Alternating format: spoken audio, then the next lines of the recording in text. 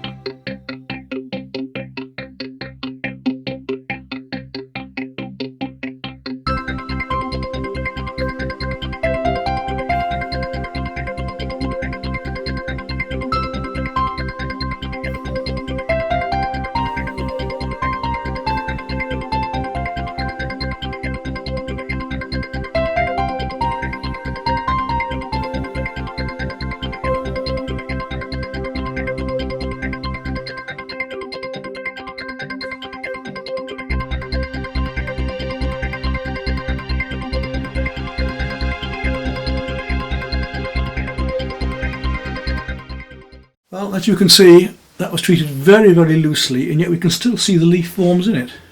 Even with these just loose shapes as if they're being painted in by putting pieces of a jigsaw together, you can see the leaf forms appearing. So in a matter of just over an hour, we've painted this whole picture.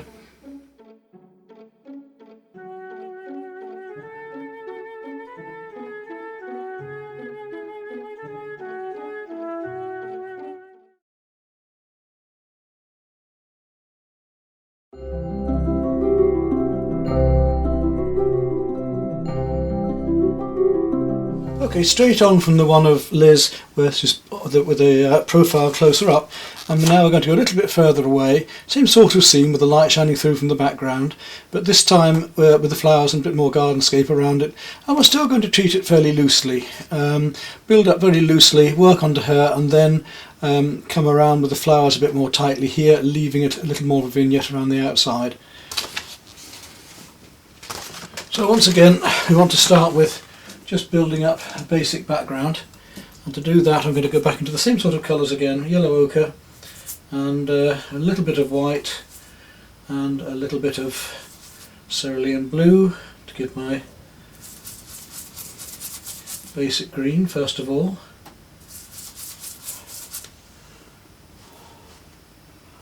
Blue-green here in the background.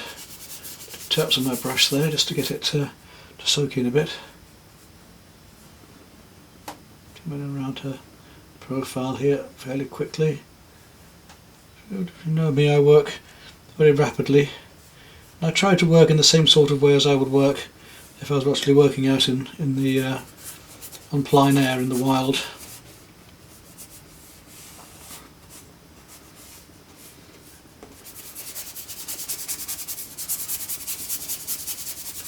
Let the board soak the paint in. It wants to be fairly cool and fairly blue because it's in the background and we want the sun to shine out, and the sun is a lot warmer. Back there it goes, very cool. So I'm going to take a bit more blue, but this time I'm going to take some cobalt blue, which is cooler still, and go behind her head here. It also wants to be a bit darker as well because we want these bright flowers, these yellow marigolds and so on, to shine through in a moment.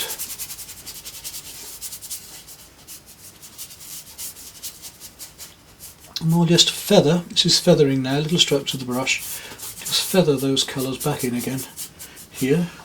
Take some of that blue and bring it through into here as well, just giving the feeling of a darker, cooler green going through here. Because the board's so absorbent, we need a fair amount of terps into the paint just to get it to soak in well.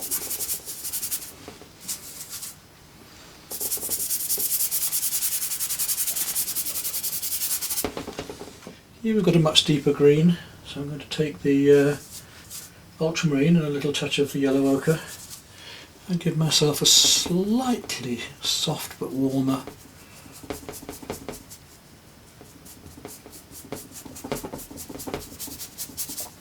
green down into there, as if the hedge is coming up through there. And then we'll take a little bit of chrome yellow and cerulean just to make a slightly warmer green coming in there.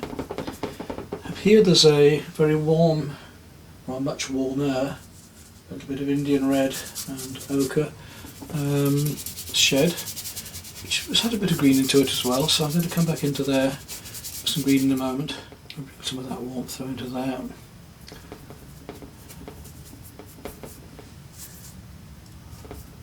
Just to feel some planking in it. Really giving an impression of something, and here it's much darker, so I'm going to take the burnt sienna and some ultramarine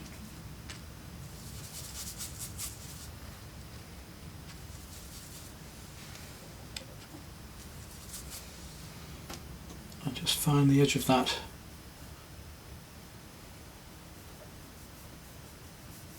feel to these planks a little bit that are coming down the the doors. See how simple that is, just to indicate and bring out this dark. A bit of hedging going on behind there. And over the top of that, some lemon yellow, a little bit of the cerulean.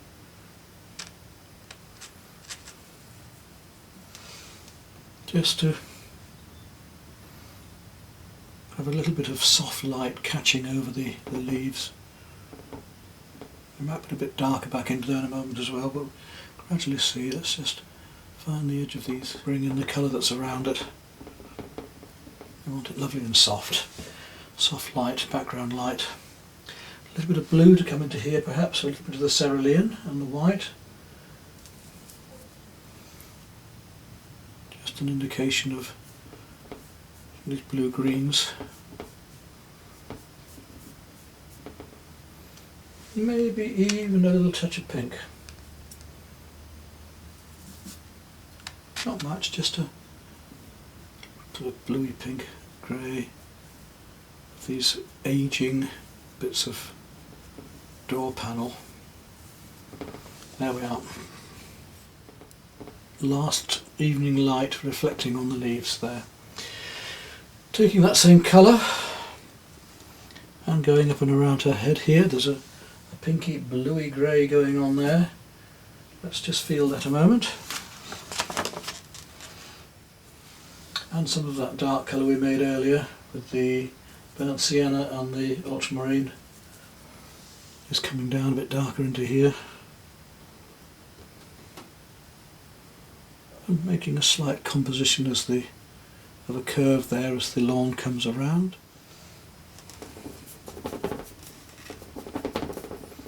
These darks coming back, which will help make the flowers stand out shortly. Just scumbling with the brush now, just flicking the brush over the surface to give the indication of these darks. Then again we've got some of the greens coming into there as well, just to break it up and give it a little bit of a lift. And there we go. About there, ready for the painting of the face soon. While I'm at it, let's look at getting these greens at least established here. We can put the lighter colours in afterwards. So, yellow ochre and the cobalt, and this is our basic mid-green. Just leaving some of these areas of the MDF, the hardboard, for the brighter colours of the flowers later, but I just want to establish for the moment a wash of darker colour. A little bit more cerulean mixing with it this time to give a slightly cooler, more bluey green. These leaves were a lot bluer, these lovely artichoke thistle leaves. Let's establish a few of those as well. See how loosely again I want to work. Get the board covered, get rid of the lots of lovely cool colours to play against the golden warms after this. Slightly warmer grey pink coming behind here. Don't paint down things all the time, paint across them and feel them as well. Go a little bit of rose and with the cerulean blue and a tint of the green to start to find the cooler colours of the flesh tones. Paint those highlights in a moment, just get the shadow colours in for the minute. These soft cools which we can bring over the highlights later. Let's just get these cools established. Just see the drawing showing through at the minute, so I know I'm going to be working later. I want that grey showing through here, through the hair, so that she's almost blending in with the background there. And when you find a colour, you often find it's going on in a lot more of the places as well, so I want that to be coming just through into there. Right, finished with our biggest 1-inch brush. The move down brushes now, that was a nice number 8 filbert nylon. Come down.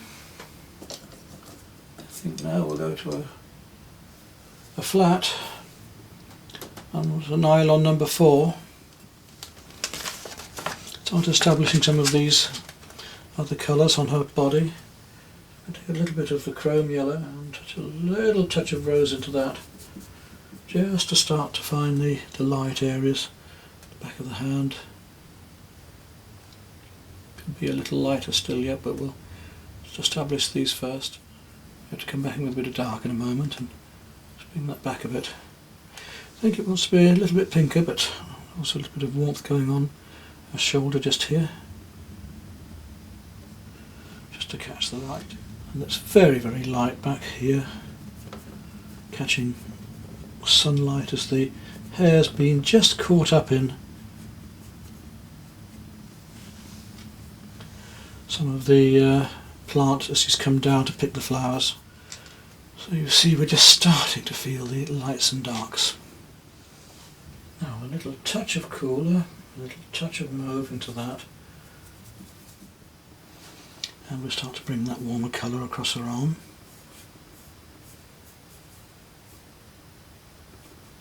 Down her neck here.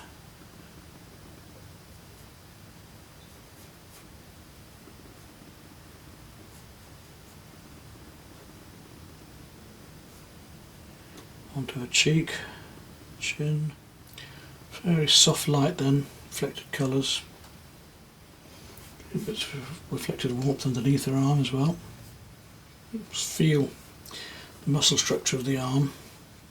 Gradually mould the face with a little bit of light, reflected lights wherever they're going. The dark we made earlier using the brown and the ultramarine blue is a very useful dark. We'll do it again. Because we can make it cooler or warmer, whichever we like, and start to look at the darks we should have on the face with that.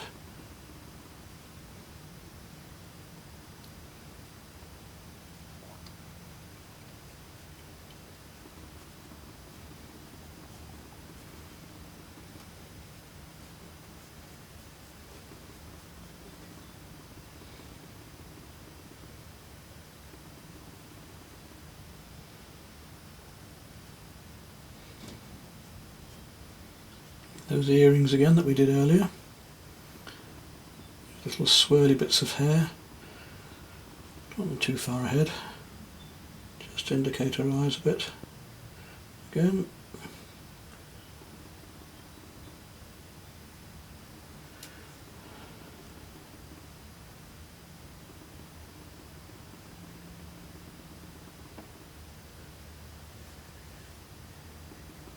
And underneath her nose.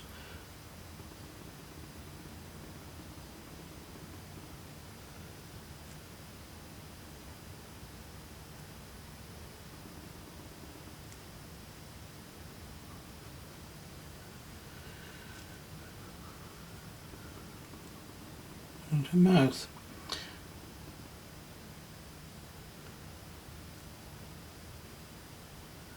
A bit finer there in a moment, just cut it back, there we go. We need a little bit more detail there in just a moment.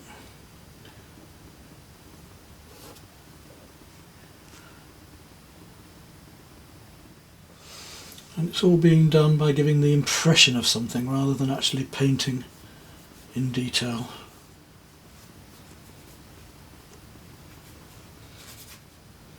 It's an impression of a hand there. Don't need to do more. The dress just showing in between the leaves. Of course, where it is darker, we make it a bit darker.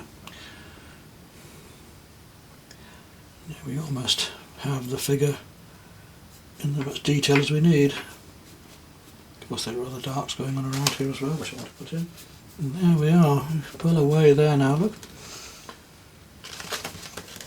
An Impressionist painting done with Impressionism. We still need to go darker in places, so let's bring some of this deeper blue, this ultramarine blue into here. Feeling the darks of the hair. The hand stands out a little because of the dark behind. So we'll do that as well. Little counterpoints of light against dark that make the difference. And a much deeper colour underneath our arm here. A bit of Indian red now. and then some chrome yellow into it.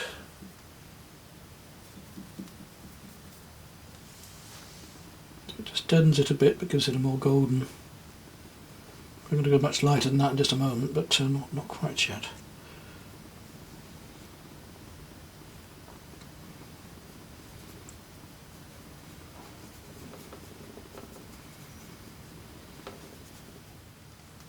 Play with the cools a little bit more here. And the way the blue's coming underneath that arm. Just softening it a bit more than it is. Let's see what happens when we start to play with some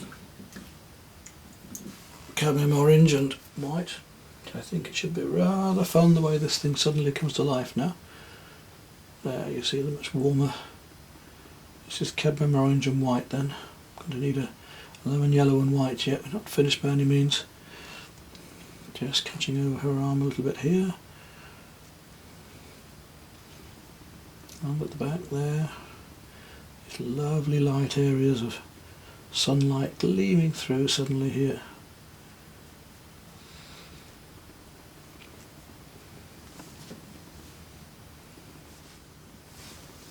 And cascading down, quite a bit stronger in the orange in places.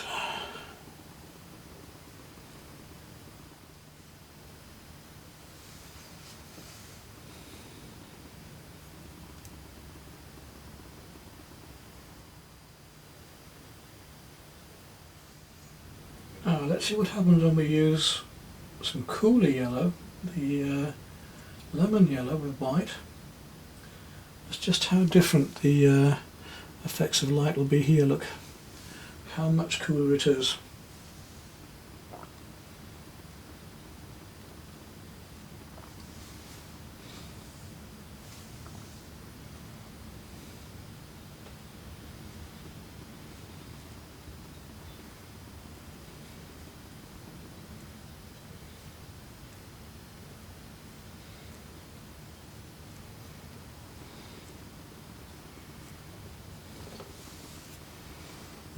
Much lighter and cooler than the orange.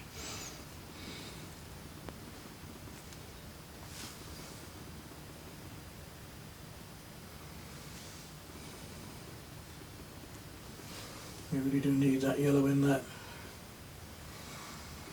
to help make the orange look more orange and make the light really shine.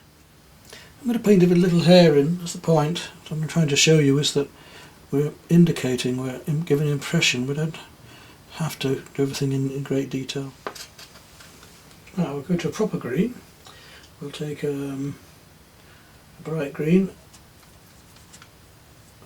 which is sort of like an emerald green with a bit of yellow in it, and let's just see what happens when we start to put in some really nice strong bits of proper green colouring to give the sunshine amongst these leaves. And tidy all this up as I go along. I'm just going to give the indications at the moment. But these warms make such a difference, you see. Just letting sunlight catch all the tips of them.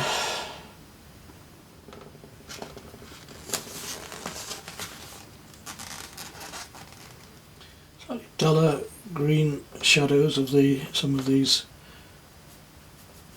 marigolds before we put the brighter colours in.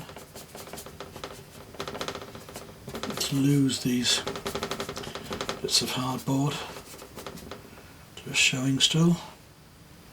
And by making these flowers more orange still, we're able to make the yellows look paler. Right, I think now we need to come back in with a bit more detail in a moment. We'll just get a few more of these reds in. I think we need to establish, just show you how the colours can work, how they will affect the colours next to them as this is doing now.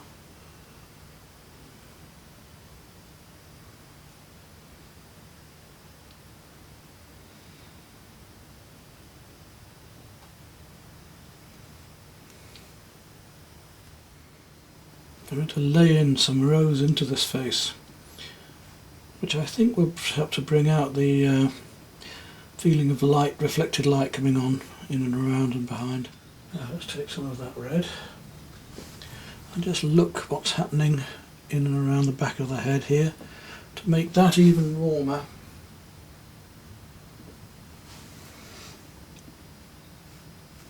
beautiful colours. If you're an impressionist, you're looking for this beauty of colour and light and atmosphere. Now I'm adding some rose to pink, so some rose to white, which is giving me a much brighter pink just here. These tiny touches of light that can just make such a difference.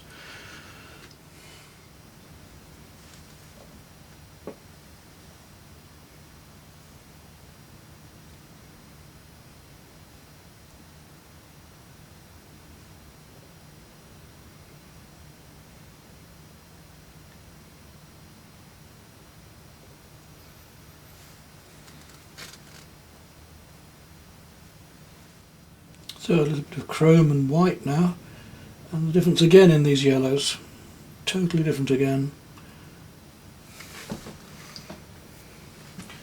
Really start to see I can make these colours sing out. I love that word, colours singing, because that's what we want to happen. We want a symphony of sound and in this case colours. It's very musical, painting like this, I think. Just by the sheer beauty of colour we can do this, and I'm going to make the greens come back into the shadows a bit here again, reflected lights. And keep your eye open for these colours. A few brush strokes, however roughly done. If the right colours are in the right places and the right shapes relevant one to another, see how things start to come now. Here in this little bit of flower there's some blue, and that's a very important blue. It's nice and clean, and it will make the red shine out more. Might not take much at any time, but when you do it, it's got to be pure and the right colour. Get the feeling of just coming through here a bit. Now back in with the darks, but I'm going to need to find a brush. So now I'm going to work down to a little bit more detail of the drawing on the figure, face and head. I'm down to around number 8 now. I'm going to come down to around number 6 now, to give me a little bit of a point, not too much of one, just to look at areas like this, the ear, and drawing here and there. Let's look at these bits of dark that make quite a difference and need to be plonked in quite firmly. The colours going on amongst this lot.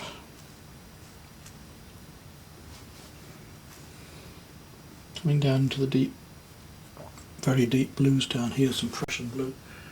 So some of that really deep Prussian blue on my brush. For down here, quite different to the purple.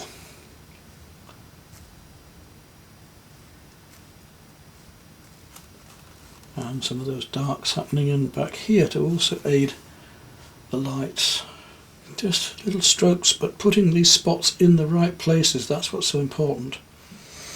These very strong darks helping to make the light seem lighter. Find the nose again. Come in the refraction.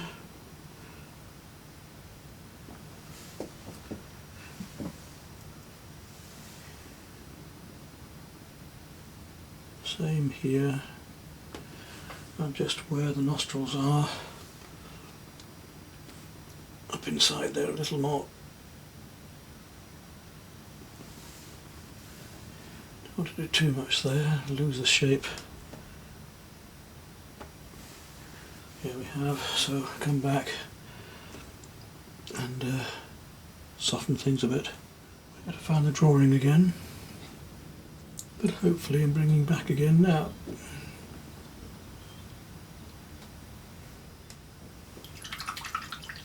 The tiniest mark can make such a difference, that's the problem. And here I'm just experimenting with that just the smallest mark in the right place can make or break it. Same with the nose here. And you see now we're almost there, I think. We need a few more highlights on little bits like this, the hand, and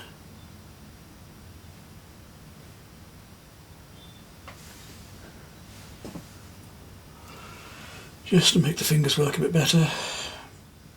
And a little bit more smile just there. I think we're about there, don't do much more. 2 more little highlights here and there maybe, but that's it. Capture that reflected light on the end of the fingers from the flowers. Small things that could matter. And that painting is almost there, I think. Just need a few more little lines of decoration and at the plant forms maybe here and there. And the same with the way around. We've had the lighter forms, now we need some of the slightly darker greens happening amongst this lot. Not much, but just a slightly bluey stem coming up there behind that. Through some of these as well.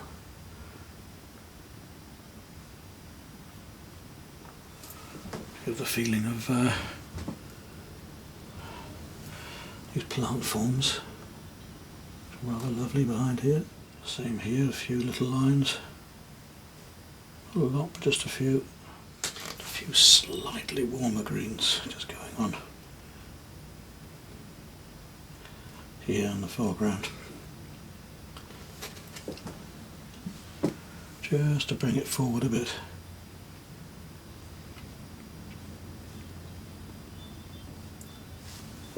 Where we might need a few more little bits of brown, stronger brown to play against the blues. Coming up into the hair as well, which will push this back.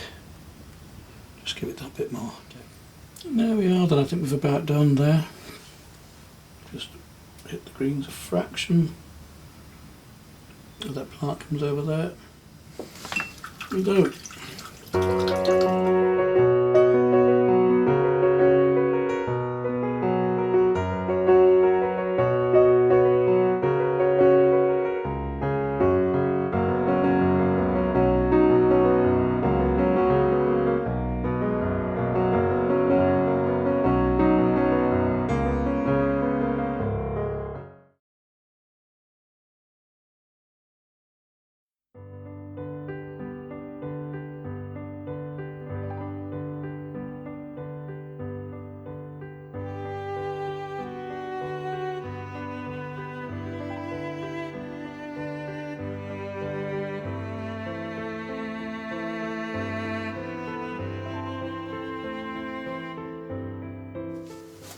Okay, this is our final piece in this series of painting figures amongst flowers.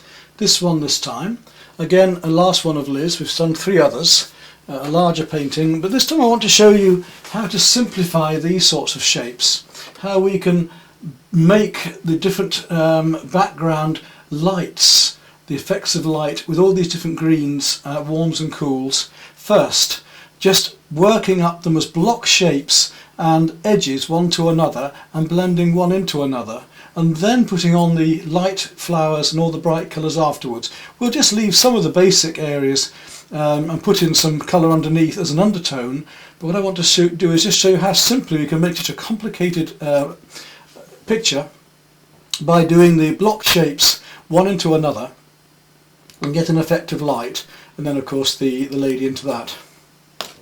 I'm going to use acrylics first of all, overall, and then finish with the oils at the end. Remembering that we can put oils over acrylics, but we can't put acrylics over oil. So we'll start with the acrylics, fast drying. Another very good way to work outdoors as well, because you can work very quickly, get it all dry, and then put your final details on with the oils. I shouldn't need a lot of tools and equipment. These filberts will do me, and there's 1 or 2 small flats there. And a simple old chip tray for mixing in, plastic, and a basic set of acrylics. Nothing fancy, just all of these colours will do me fine. I like to start off with my mid-tones and work towards my lightest, so I'll be working from these mid-tones like this through to my lightest ones at the end and the darkest ones at the end. Start with my biggest brush. It's the usual rule is to start with the biggest and finish with the smallest. And I want to look at these variety of blues and blue-greens and just make an effect of light, working one colour into another. So our first colours are going to be yellow and blue, and of course with all the varieties of blues that we've got we can well afford to make a lot of different greens with that. Let's just test one out. There's a nice mid-green going in up here. It's going in between these arches. I'm going to stain the canvas at first. Just rubbing the paint in. It's not very thick paint, this acrylic, so it'll give me a nice staining of the canvas just to start off with.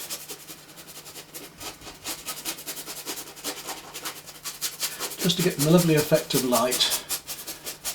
And we're going to work into this paint while it's still wet.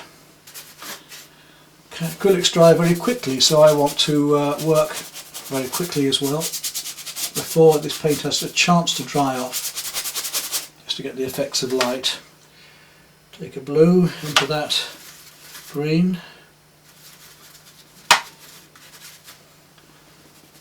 And you see how we can start to get the effect of these different little bits of leaf underneath by stippling in, by stroking in one colour into another.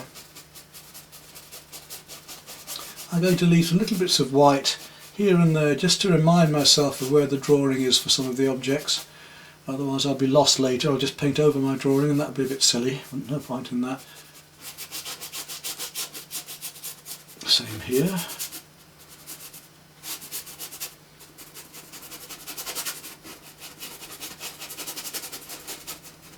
Effect of light and texturing to give the feeling of all this mass of leaf behind here first of all. I'll work into this over and over again.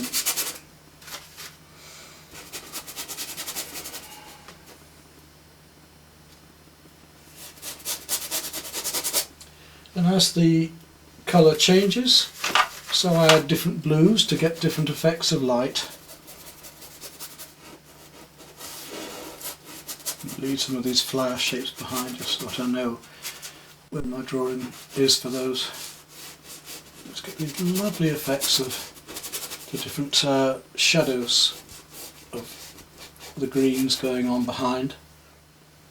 Put more yellow into that again to make a green again.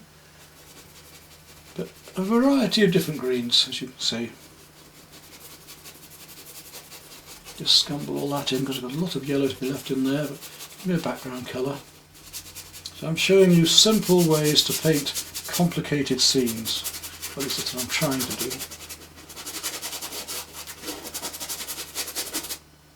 And by adding different yellows and different blues we can get these effects. So I started off with a lemon yellow, and I'm using three different blues here, a cobalt, an ultramarine and a cerulean.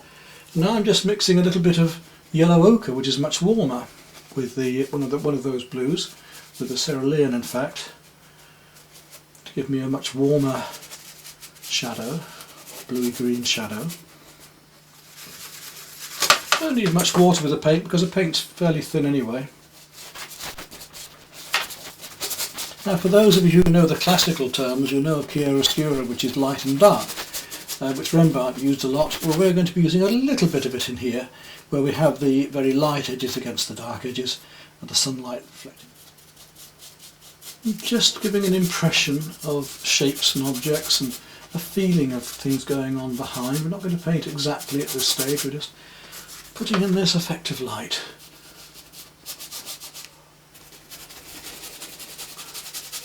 And you start to see the difference between these warm and cool greens and how we get that effect of light. Atmosphere, mood and movement. Just building this up gradually.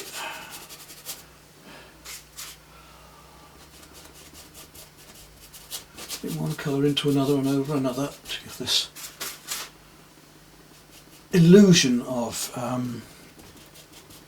detail. And the cools into the warms, and the warms into the cools, and the rough next to the smooths, and the lights next to the darks. All these bits of armoury we've got, all of these techniques we've got to control, get the effects we want. Little brush strokes to give the feelings of textural leaves and background. Dabbing it on, drawing it in.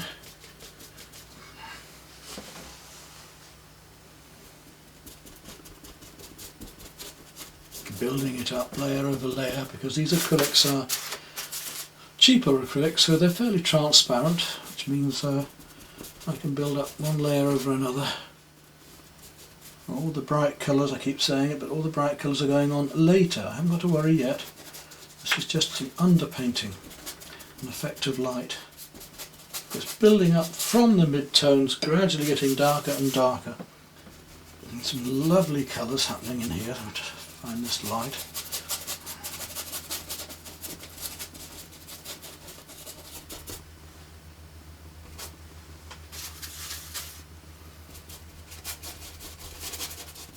You just begin to see the lovely effects of texture we can get just with blobs of paint and building this up. Now we're working from the mid-tones into the darks and out towards the lights gradually.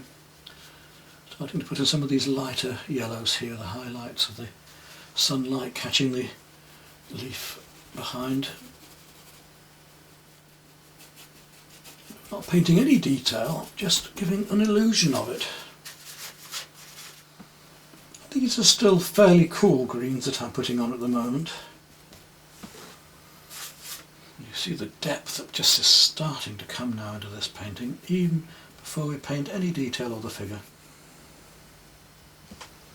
As we've gone darker, do the same with some of these deeper, richer colours that are amongst the flowers here. Just start to show those lovely deep purples that are glowing amongst these sweet williams. So we've done our greens and blues, and now we're starting to work some of the slightly warmer.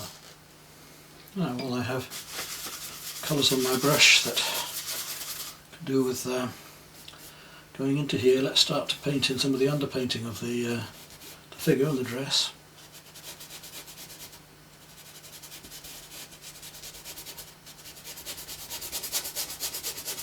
This warm grey will do for the moment, just to get some of the patterning into here.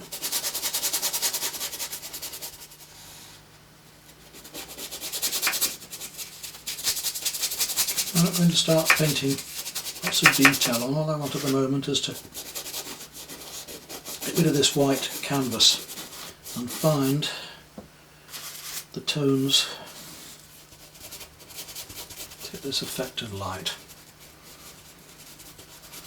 A moment and the time, and then we will work in the details.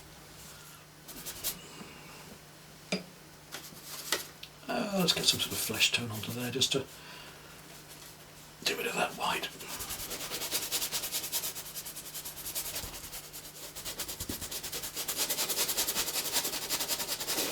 Don't have to be too careful at this stage, just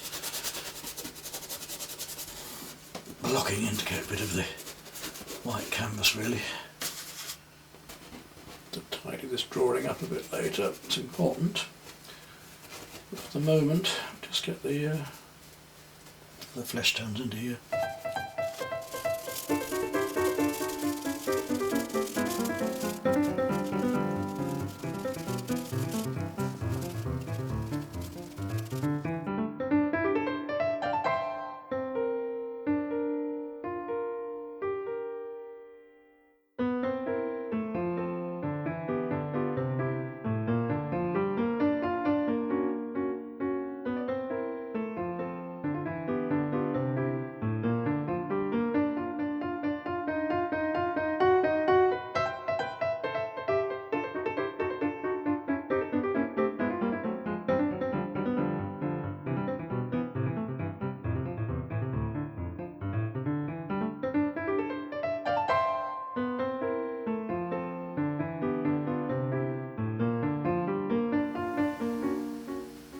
So you can see how we can build up these undertones.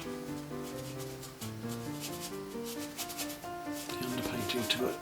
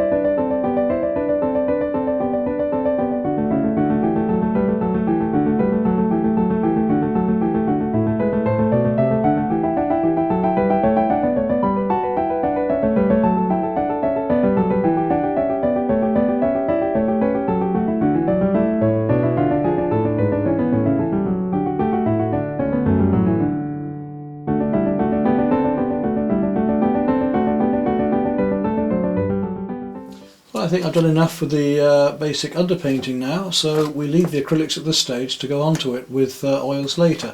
I could have carried on working it up with acrylics, but I think I'd like to go on to the stronger colours of the oils. Well, I've now got the oil paint set out because we're going to move on to the overpainting. Now we've done the underpainting in acrylic, and now we're going to do the overpainting, the final work with these oils. And here's the palette that I normally use. And I'll show you more clearly now the palette on screen, so you can see the amount of paint that I keep, and I can paint almost everything with.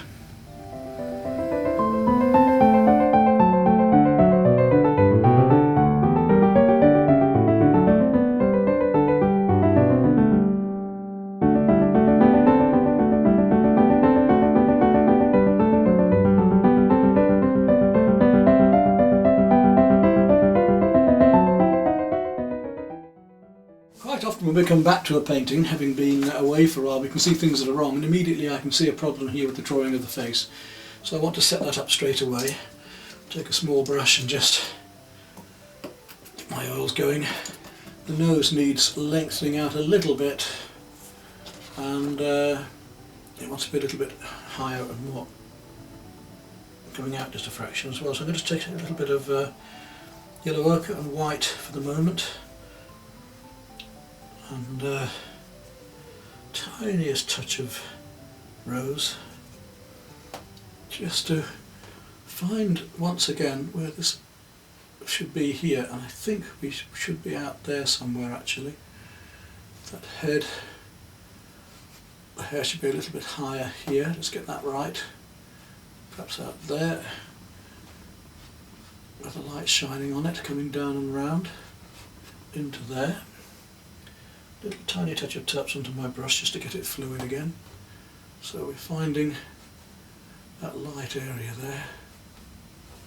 Colour coming out with the oils. You see how easily the oil goes over the acrylics, and you can thin it down and almost use it like a glaze as well if you want to. I'm using this paint not fat on lean at the moment because the acrylics are already dry, but fairly thinly just to get started. That's up to there somewhere. Then our forehead comes down here. The eye there, and then the nose actually has come out a little bit further up, probably a little bit more of an angle, probably more there I think, and inwards just slightly there. It's very important, these little bits of drawing a profile like this is absolutely vital. And then the lightness coming down on her chin, and that has changed that bit of drawing quite dramatically. You see the changes I'm making quite dramatically with this colour already. Really pushing the colours now. That red is, well, I've got it on my brush, is also up here. It's a purple actually. Down into there. Now I need to mix that cooler flesh tone, which is very similar to the one that was on with the acrylic. Slightly more blue into it. There we go, that's found her back again, brought her back again a bit. Push the colour a bit more now again. Just coming out from her nose here, a little bit darker there with the blue, which will help the reds to show out even more. And then we'll find her mouth, which has both the purple and the blue in it. And we've got the warmth then, with the nose coming down. Still a fraction lower than I thought, maybe. Just a bit more here. Just working on the head at the moment and feeling my way around these ladders of sunlight, which are a bit harder than I thought they were at first. You can see beautifully how much fun the effects are to put in.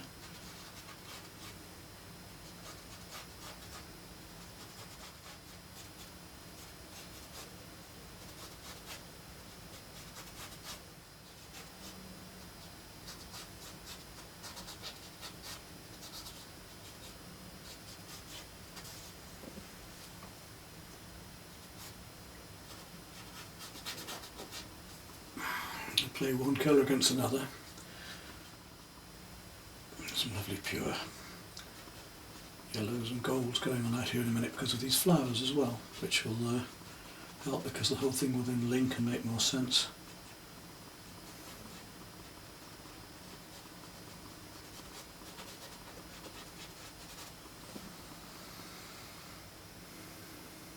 You can see now how even these yellows are beginning to play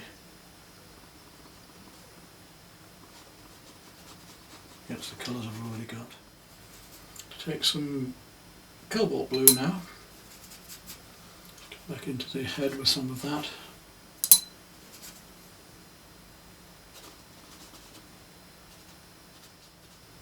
To work out just where things come. Now going back to the head again, I'm going to take a bit of my darkest blue, that's my Prussian, and a little touch of burnt sienna into that to make it warmer. Get quite a nice dark that way that I want to use.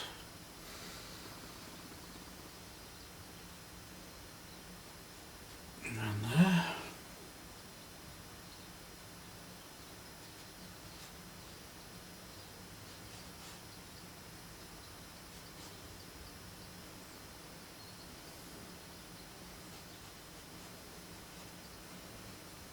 So I get these feeling of these curls in her hair coming round. How what you thought was dark before suddenly becomes or appears lighter when I actually do put a darker one colour in, like this now.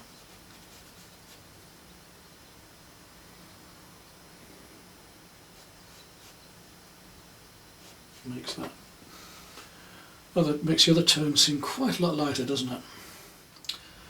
Not quite right there in the drawing as well, I think, but I'll look at that in a moment.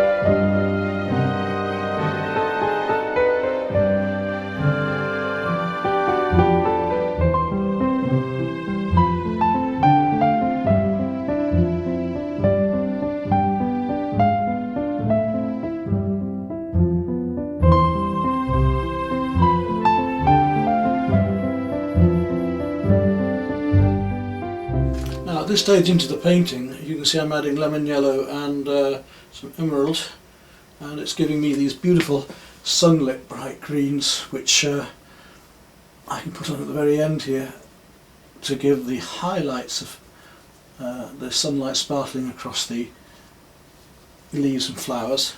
And what a wonderful thing to do. You know, it's the highlight of the painting for me as well, because it's so pleasurable putting in these very effective pieces of light and making the painting come to life as it is now.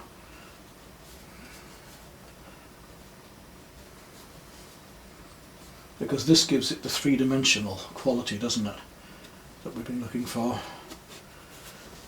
It gives her the light that she needs. And we're able to use more pure colour, whereas we've been using dulled down colour slightly until now. We're really getting the light going now. So, pure colour. And we could go even lighter yet if we wanted to, but this is enough, just gradually building it up at the moment, just working these colours up.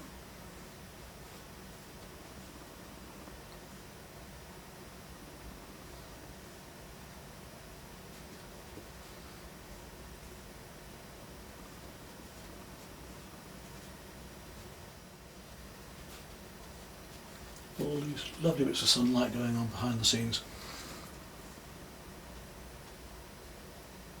Sparkling through.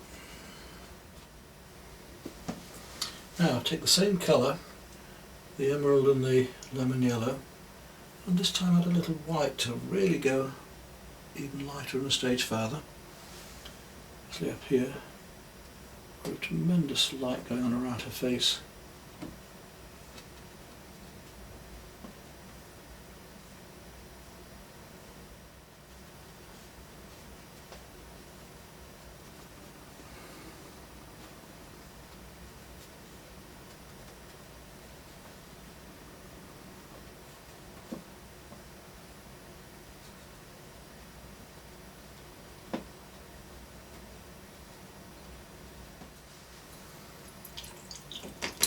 And the stronger we make those colours, then the more pure and stronger we can make other colours around them, such as the pinks and the blues. Let's just take this cerulean for the minute. A little bit of those blues going up into here.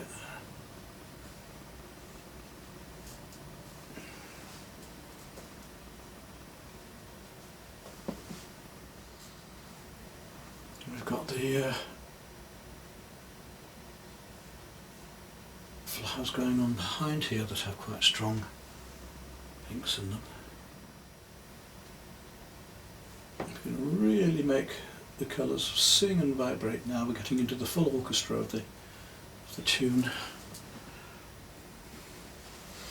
We've built up all the dull background colours, and now we can really work into these lovely foreground ones.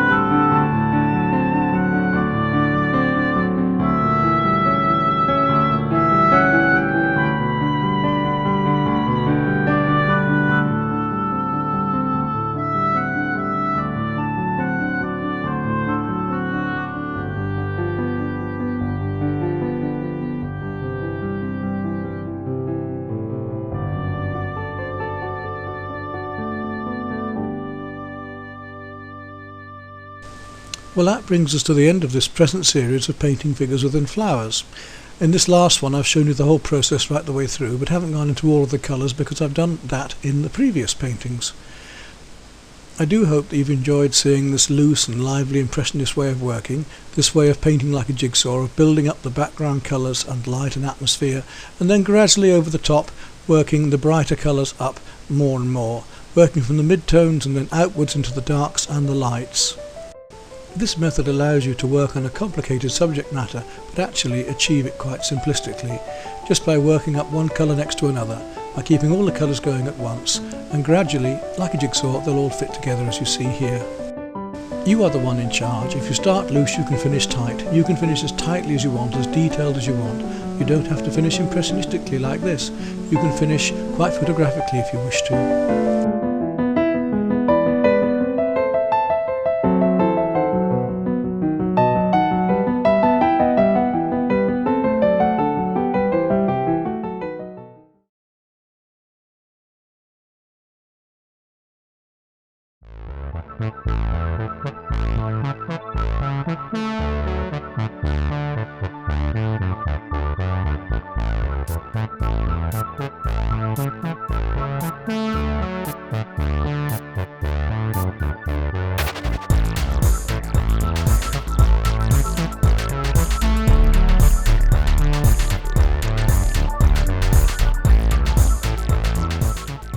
Start with watercolour, and in this case I'm going to put a light pink on first and cover her entire face in that.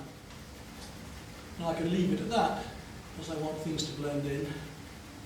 I'm going to work some colours over the top, all the way down. Try to keep out of your way as much as I can. You're right there, just yeah. Try to what I'm doing otherwise. So, not, fairly crudely, just blocking in at the minute, just to get some colours working. And you can work an entire painting up in this way. I've just done a portrait of a young child amongst the flowers. Again, it's on the YouTube if you want to see it. Going to go to a cool now, slightly more bluer tone.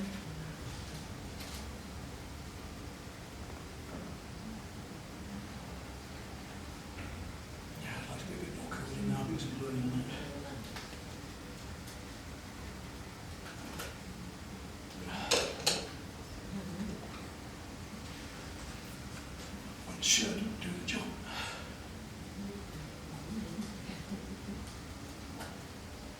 And I can bring some highlights back with the pastel pencil later. It's just to show how we can use these mediums together. People get so stuck with the idea that you've got to paint from left to right only with a wash, that you've got to do this, that and the other. If it works, do it. There's no hard and fast rules. There are definitely things that don't work. Yes, we know that. But there are so many things you can explore with that you haven't done yet that will also work. A bit of water and we'll just blend that. So I've got some flesh tone to start with.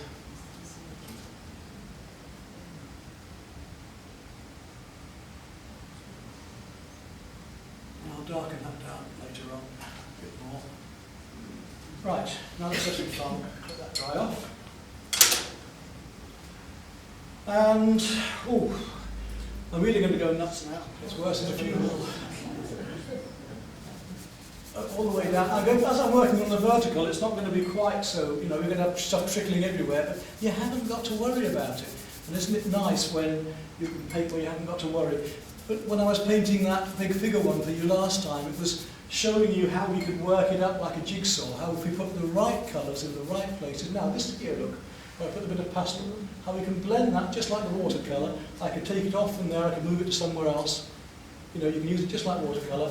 People don't realise we can do that. Now, the more expensive the pastel, usually the softer it is. So the unisons are fairly expensive, they're about 80 pence a piece. Then you get pastels called the inscribes, and the cheaper ones. You see that black isn't moving, look, that's a Chinagraph pencil. Yeah, and it will take colour over it. So what I'm doing is a demonstration. I'm showing you how all the different mediums can be used, and you can then think, I could use that for doing a jungle scene, or I could use that for whatever. That's up to you. All I'm here is to give you new ideas, how to excite you a bit with me. That's what we're doing. We've got to choose today also what you'd like to have. I've been invited back in spring again, so if you guys want to see me back in spring, you can choose again what you want. I did have a thought of using just pastel and water, but I'm totally open to suggestion. So whilst we're here today, you can choose what you'd like to come back to if you want to come back and see me again. And I'll do something especially for you in spring. Now, I could mix these colours and paint them on like watercolour. I'm going to cheat a little bit, and I'm going to go straight in with the neat colour. And if I want it lighter, you don't use white because they are transparent. You'll also notice these have, they're rather nice, these bottles of ink. They have, it's got nothing in it, eardroppers in them. So you can paint with a brush with them, or you can actually literally squeeze up and draw around with those if you want to be more abstract. A bit more that colour first. There we go. And they are gorgeous colours, these, as you see as we go on here.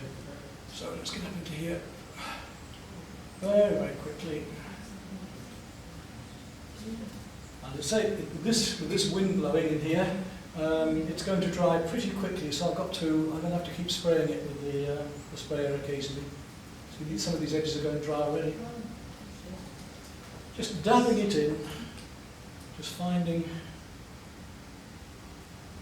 So if I want a lighter colour, I've got to use it more thinly, just like you would with watercolour.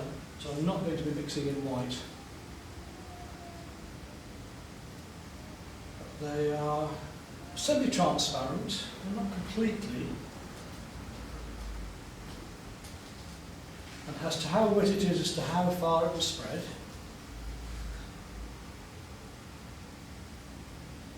You can still see the drawing through it, you see.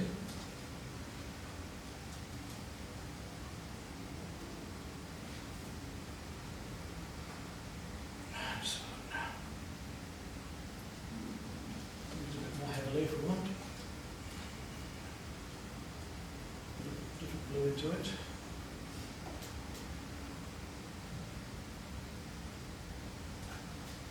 And I can paint a watercolour as loosely as this in the same way, I suppose.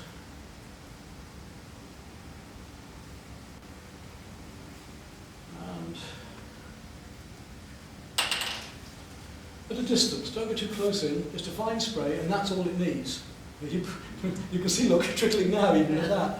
Don't overdo it, just keep it down. But I'm not worried about the trickles, you'll see why, because I can bring it all back again.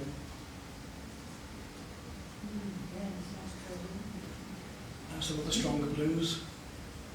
They have their own names. This is a Rowley blue. I'd probably call it more ultramarine myself. But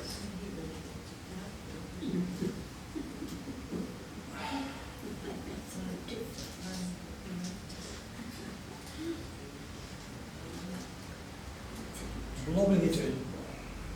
You say, when somebody first sees you doing this, if they don't know about painting, oh God, what's he doing? Anybody, child can do that. But if you're going to do it with watercolour, which you can paint pastels over watercolour in this same way, then you'll have to use a completely different technique than you've used before if you've used watercolour properly, as in a luminous colour, as in a transparent, because you'll be used to using it too thinly. If you want this to work with pastels, you've got to paint it a lot more thickly than you've ever done before.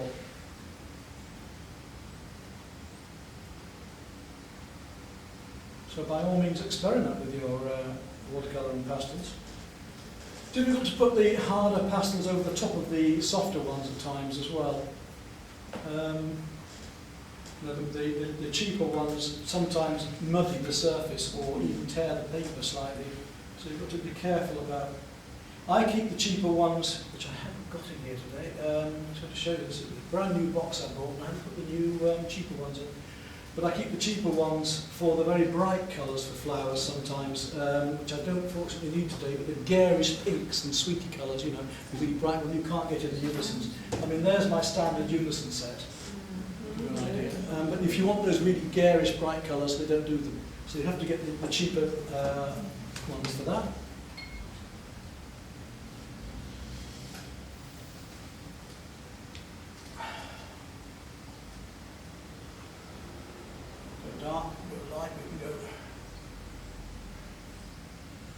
wanted to go a bit thinner on that.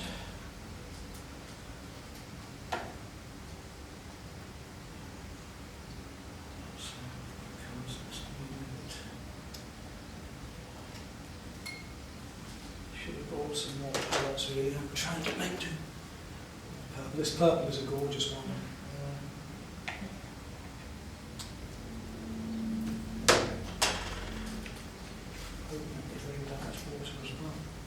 Right, where is she? Just down here.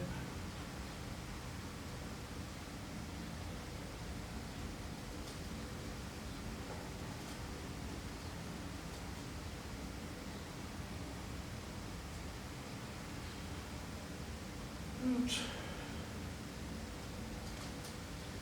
You can see it drying. I'm going to have to go back and spray it all I can see. Not easy. Got a lot of here around you. Again, don't worry too much about things like that. It's all going to change later anyway.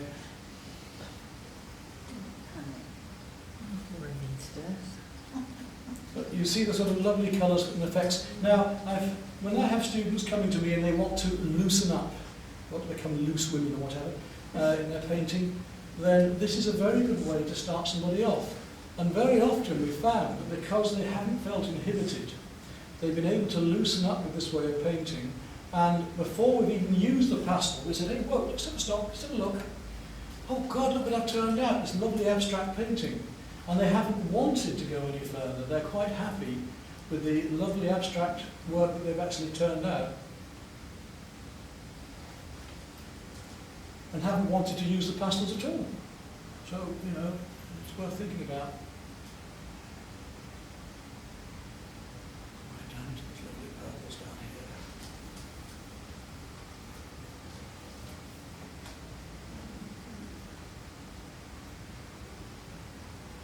Very, very loosely and abstractly at first.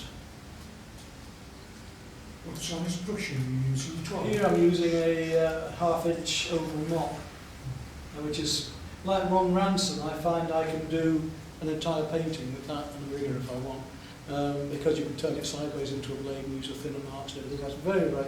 I use that more than I do the Hakes. A very, very handy brush.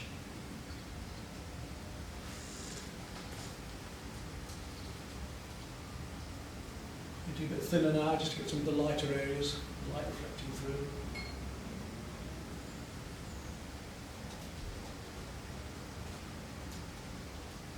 And we need to go to my gardens came out quite well this year. This is all my own art garden, and as I said to you before, I open these gardens up to you throughout the entire summer, so if anybody wants to come and paint there, it's free. You can see the gallery, yes, you can get help, yes, if you want, but you just come along and bring your picnics and just enjoy it. So you take my details, and then next summer, if you want to come and paint there, or have a workshop there, or whatever you want to do.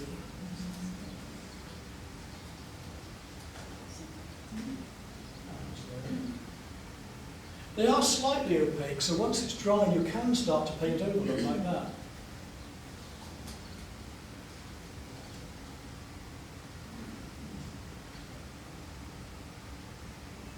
As to how wet the paper is, as to what sort of a blob you're going to get when it's like that.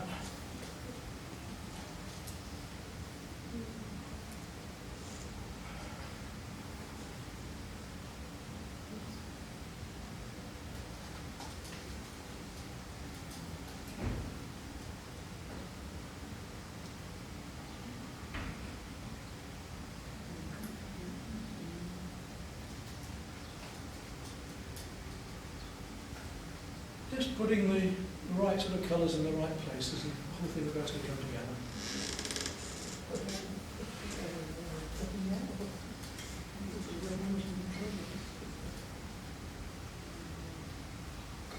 Now, some of this background. I'm really going to be quite crude with it at first.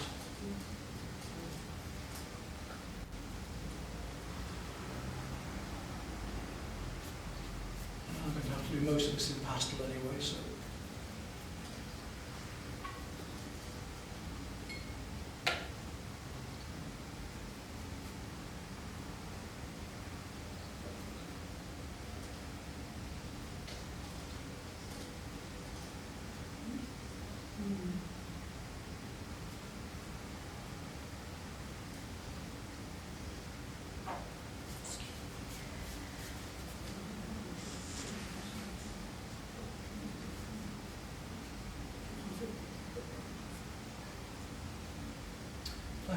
not to worry, because I can go back in with bright colours and I can put highlights and darks in as I go along.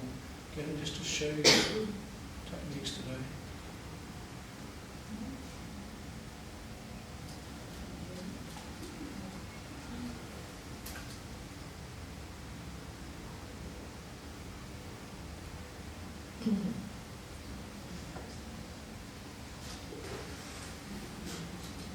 Get rid of the white paper as soon as you can.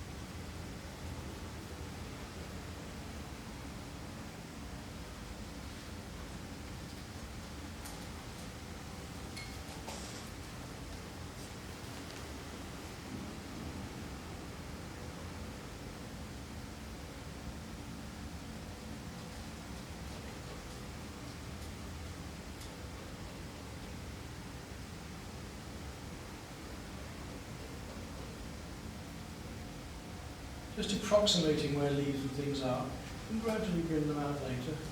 And if I want a leaf, I can just go dark around it like that and know approximately where it is there.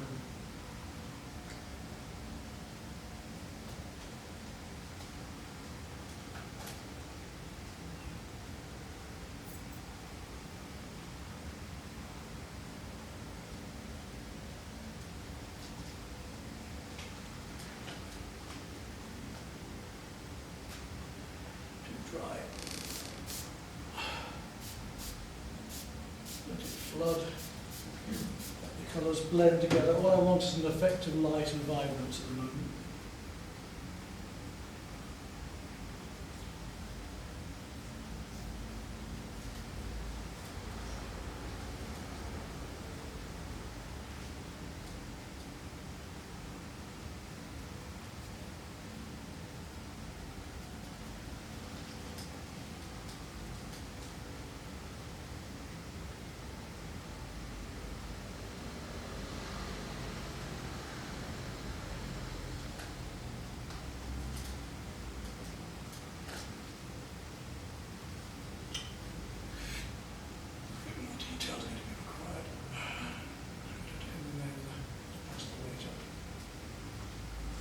Still trying out too fast.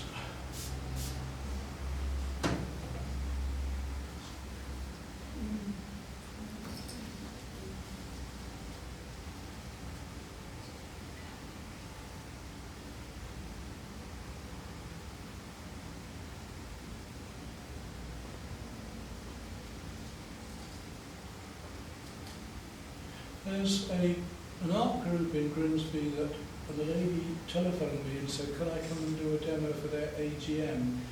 Everybody knows who they are. North Links Art Society. Is it?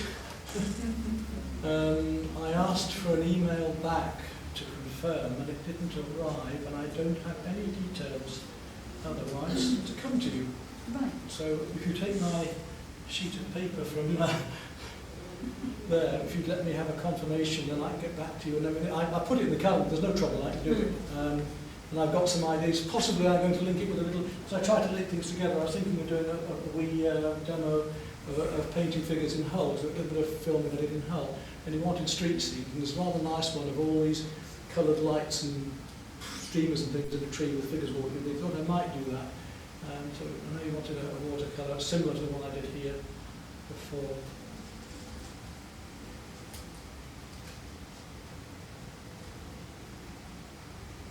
Nice little jungle. We get the effect of light coming up, you know, that these colours we can use. Seems mad at first. Am I going to pull that back again? But you'd be surprised. I probably will. Now you can see how I can use this brush in a quite a versatile way to make thinner lines as well. Work around leaves and start to get the feeling and textures. And, delphiniums and hollyhocks and lilies right here.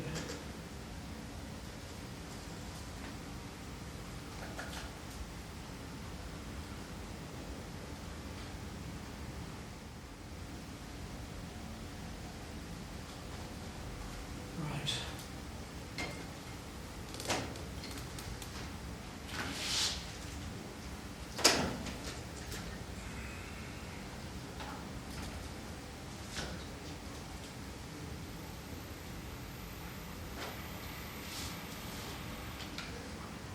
I don't like, I try to push myself as well.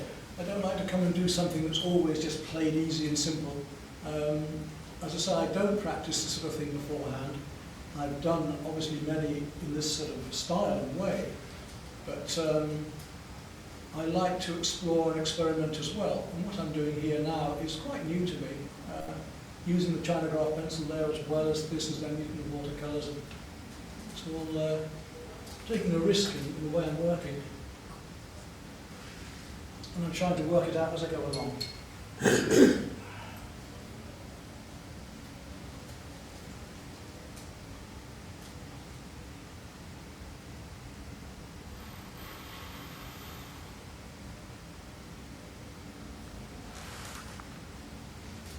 Which is the same as you will be.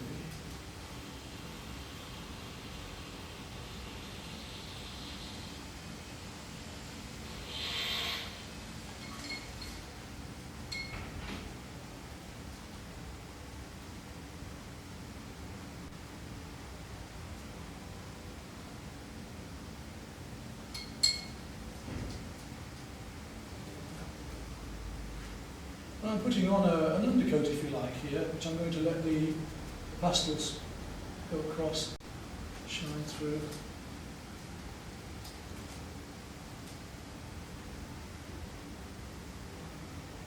Put the details on afterwards.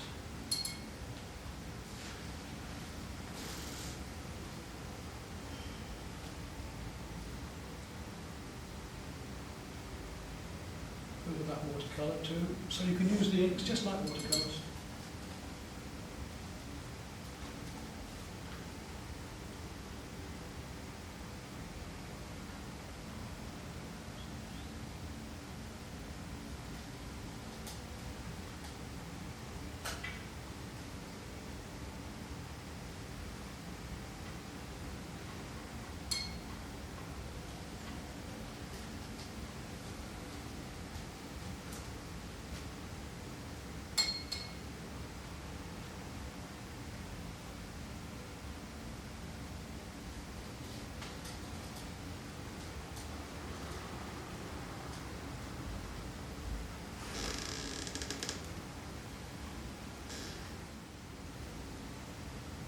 Oops. Just push a bit too much there, not to worry.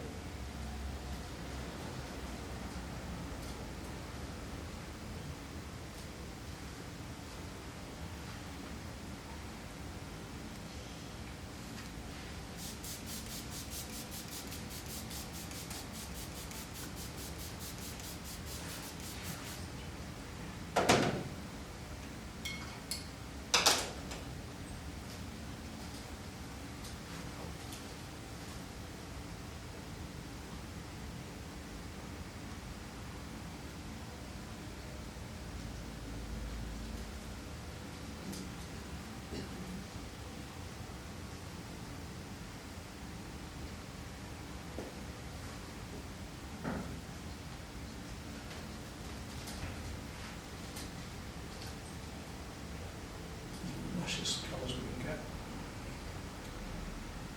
It rivers down my canvas paper. Almost out of control here. We've got an old gentleman just joined me for lessons. Again, he's been painting very tightly in watercolour, and he felt what he was doing was fairly loose actually. Because when I pulled him up over it, he just said, well, looking at your work, you've shown me it's fairly tight. I went, oh no, this is loose. When he saw what we were doing with this later, he changed his mind a bit. And he's now actually doing a sunrise over Saltfleet Beat, one of the shots I took in the high tides recently, which is beautifully loose. And we put these acrylics on wet into wet, with all the sun blending and spreading out flat on the table, so it didn't trickle all over the place. And he's piling on the pastel now, and it looks absolutely gorgeous. And very, very contemporary, and almost, in fact, pretty abstract as well.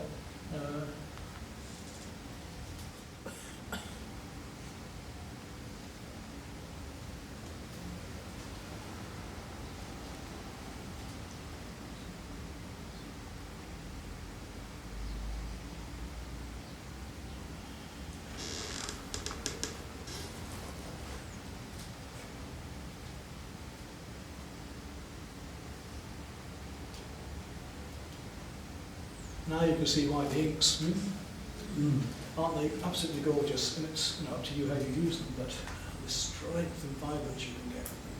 Lovely.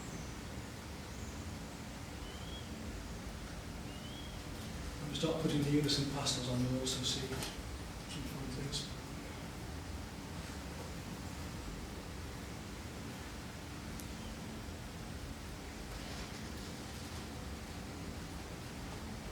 Okay, let's let that dry, because I can now work onto that with the plaster. I don't need to do much more underpainting. The next mistake you will make, in my opinion, I'm very careful about saying about mistakes and what's wrong and right, because I'm, as a teacher, only here to guide and help you enhance who you are. But in my opinion, the next mistake that people make with this is to cover it over. With all that lovely colour there, you start whacking in with the pastel and it's lost. The idea is for this to glow through and use as little pastel as possible. The more abstract this is, and the more colour there is to leave those colours as much as possible. I've lost a lot because it's all trickling down, but I'm still going to let those colours show through. What I'm going to do is try and pick out those colours and pull it together as figuratively as I like. When I do assessments of art society's work, I don't do a crit. I don't agree with that word, criticism. It's a terrible thing. I do a positive assessment and I go in and say, all of the good things I can see, which there always will be, whatever level, and having found all of those good things, I will say, in my opinion, because somebody else will have a totally different one, you could improve it by this. Take it or leave it. That's just my opinion. I might be wrong, but you can improve it by doing so. So my opinion here on this would be that the danger will be to go into here and keep working pastel and totally use it. It might still work. I'm not saying it wouldn't, but the idea is to let the colours flow through.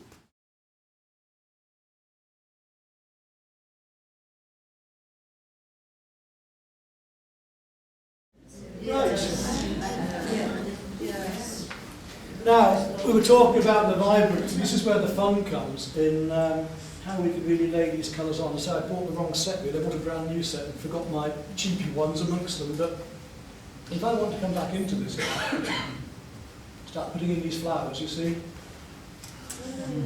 you can really now make things sing. You can come back and start putting in the details, picking things out like these. You can work light over dark, dark over light. There's no... And I'm still working very loosely. I'm not going to tighten up yet.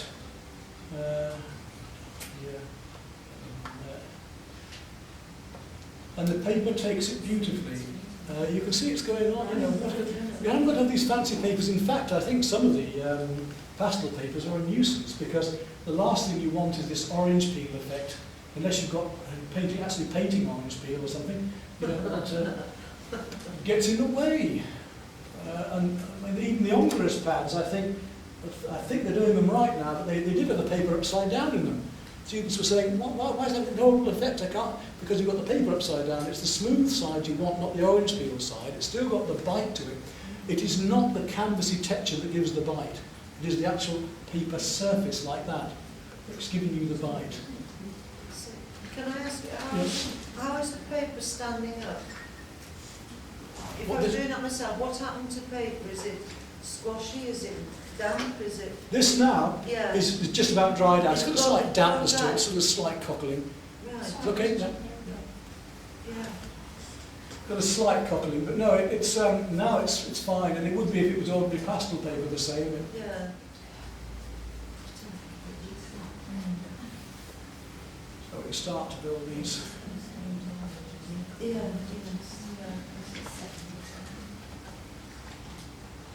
There's the hands here.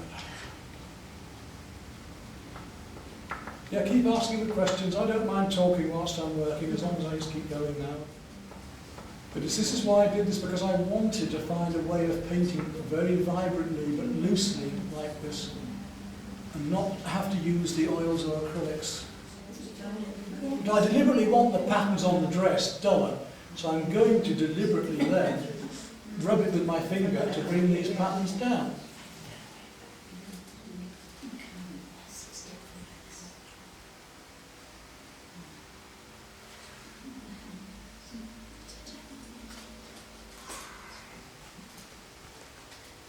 Let's have a look. Next. So I'm going to have to make do with these colours today. I'd like to be a bit brighter for you, but this will do, I think, just to give you the techniques.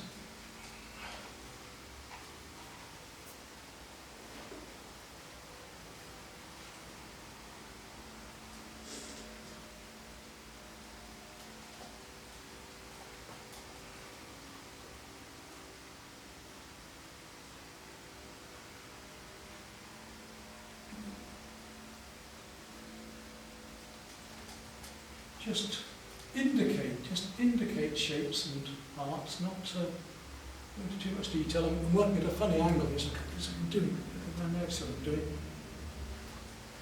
So you guys can see something.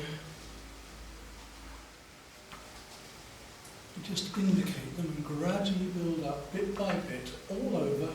Try and keep the whole painting going at once if you can.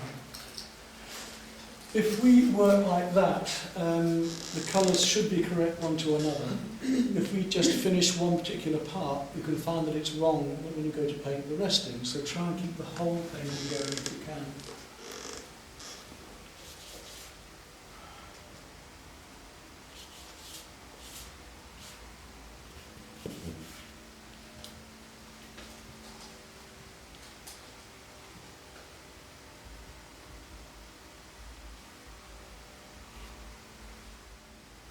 What are you using there? Is it a dark blue or a purple? This is a very, very deep blue, yeah.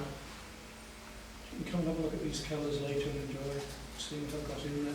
If you want to ever email me, you've got my email address there. There's several reasons for that. I keep colour charts of things like this that I can send to you, so you can see the colours that I get with the numbers on them and everything. Do it free for you. If you ever want some advice on your work and you can't get to me and just say, well, look, I've done this painting, I've got a photograph here, can you just tell me what you think? Is there anything I can do to improve it or whatever? And I'm quite happy to do that. I come to my darkest and my lights at the end. I tend to work out from my mid-tones in all my outputs. So the horizon is normally a good place to start on the landscape, because it's a mid-tone, and then just work outwards and finish with my lights and my darks. Your white is your last resort, isn't it? It's the lightest light you can go. So I don't normally need to go there. I can use pure, stronger colours. And it's very seldom that I actually will use a pure white, but I do, and it will happen. Having said that, just for fun, as you've asked it, use a bit of white. But look how dead it looks compared to the other colours, but I'm going to use it towards the end. But that will bring out the warmth of these colours. So if I did put a little bit of that light in there, as it's coming towards the end of the painting, and I know I can get away with it, it will bring out the other colours. So it's this important thing about how one colour will affect another. Very important. Very, very light cream again.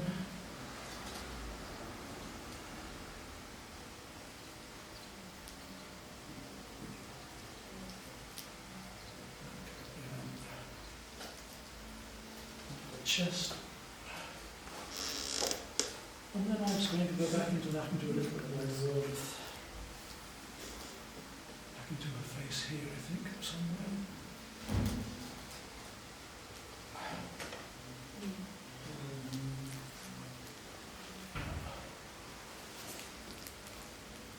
because I've now got those tones, I can afford to.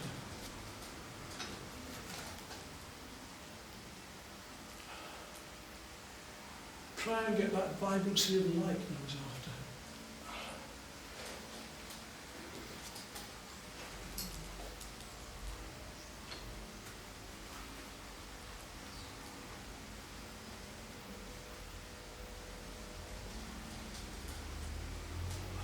So if I want that warmer, I'll use a cool now to deliberately make that area of the face slightly warmer. We've got reflected light going on there, and I need to take that down just a bit on that edge.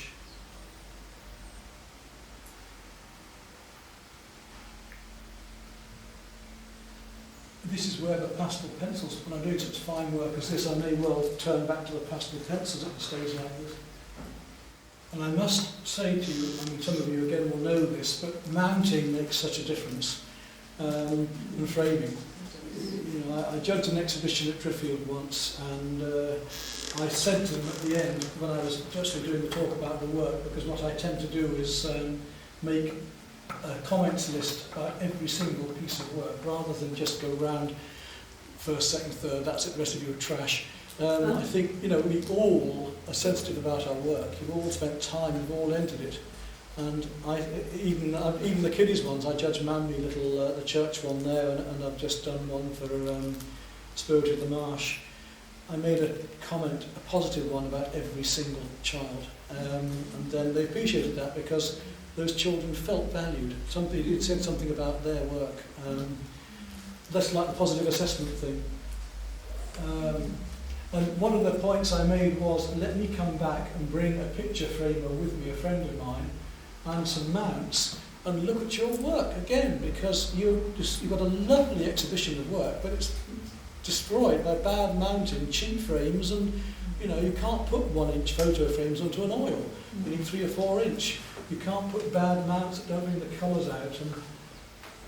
And they realised that we had a little session, and the difference it made just totally transformed some of the paintings. We were, you know, their own painting, put the mount next to it, and well, it's totally different. It is.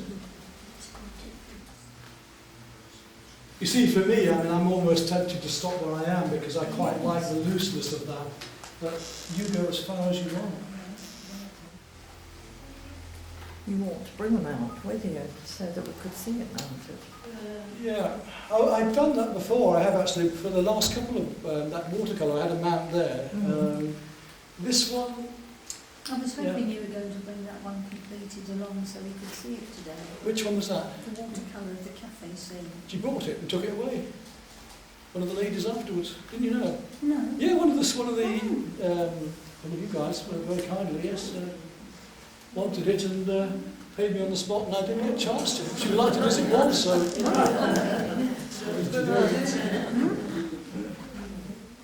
And this is the fun, I think, when you've built up your mid-tones and you come to the very end of the painting and you can make it sparkle, you can make it come alive with these. Would you fix it? No. No. As I was saying, if I fix it, I'm going to take the tones down, I'd lose all those nice brights. And why? I mean, you know, I could put a bit of paper there, nothing. You know, unless you're actually going to touch it and smudge it, which you don't want to do anyway, even with fixing it. It's fine as it is.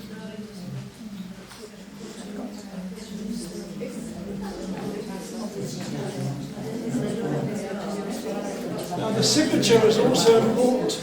I think some of you forget about the signature. When I have my students earlier on signing a work, don't forget you've got to leave space for a mount or a frame around it. And it is a part of the composition. So I put a warmer colour there to draw the eye forward on that deliberately. I could have put a cool one in and just let it blend. It could have been this side. But it does make a difference to the painting. And doing a crap signature can also make it look very amateur as well. So you want to practice getting a nice flowing... You'll spend all that time on a painting and then you put something on that looks like a 2-year-old's done it, you know. It's nice to have a bit more flow and, you know, which brush to use for that, or if you're using acrylics or oils to get the right thickness for your rigger or whatever. Well, that'll do then today, just we're at the time now, it gives you an idea. So next time round then I'll do a bigger one if you like. And I'll try to have a mount ready for it, and we'll do autumn landscape or landscape river, and we'll use water and pastel to build the whole thing just with these same pastels and water, completely up from washing to the final coats, yeah? Want to come back for that? Yeah. See you again. Yes. Very good. Any more questions for me?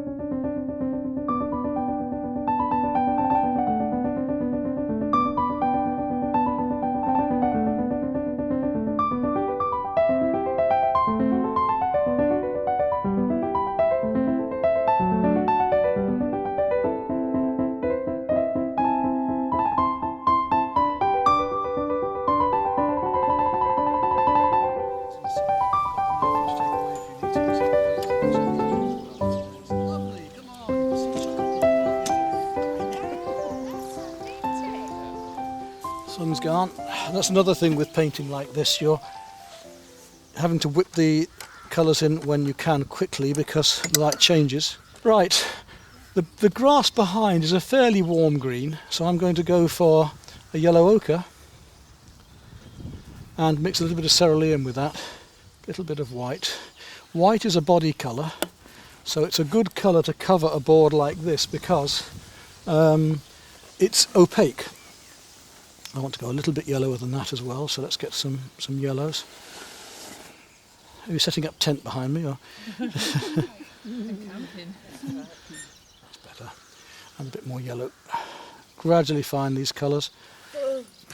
So very, very quickly slap it on. The thing is, it's very nice to have a coloured ground on as well, but to make a darker ground, or I mean Constable worked with an umber ground and he used to let that ground actually show through the painting. His branches might be just branches left behind of the brown showing.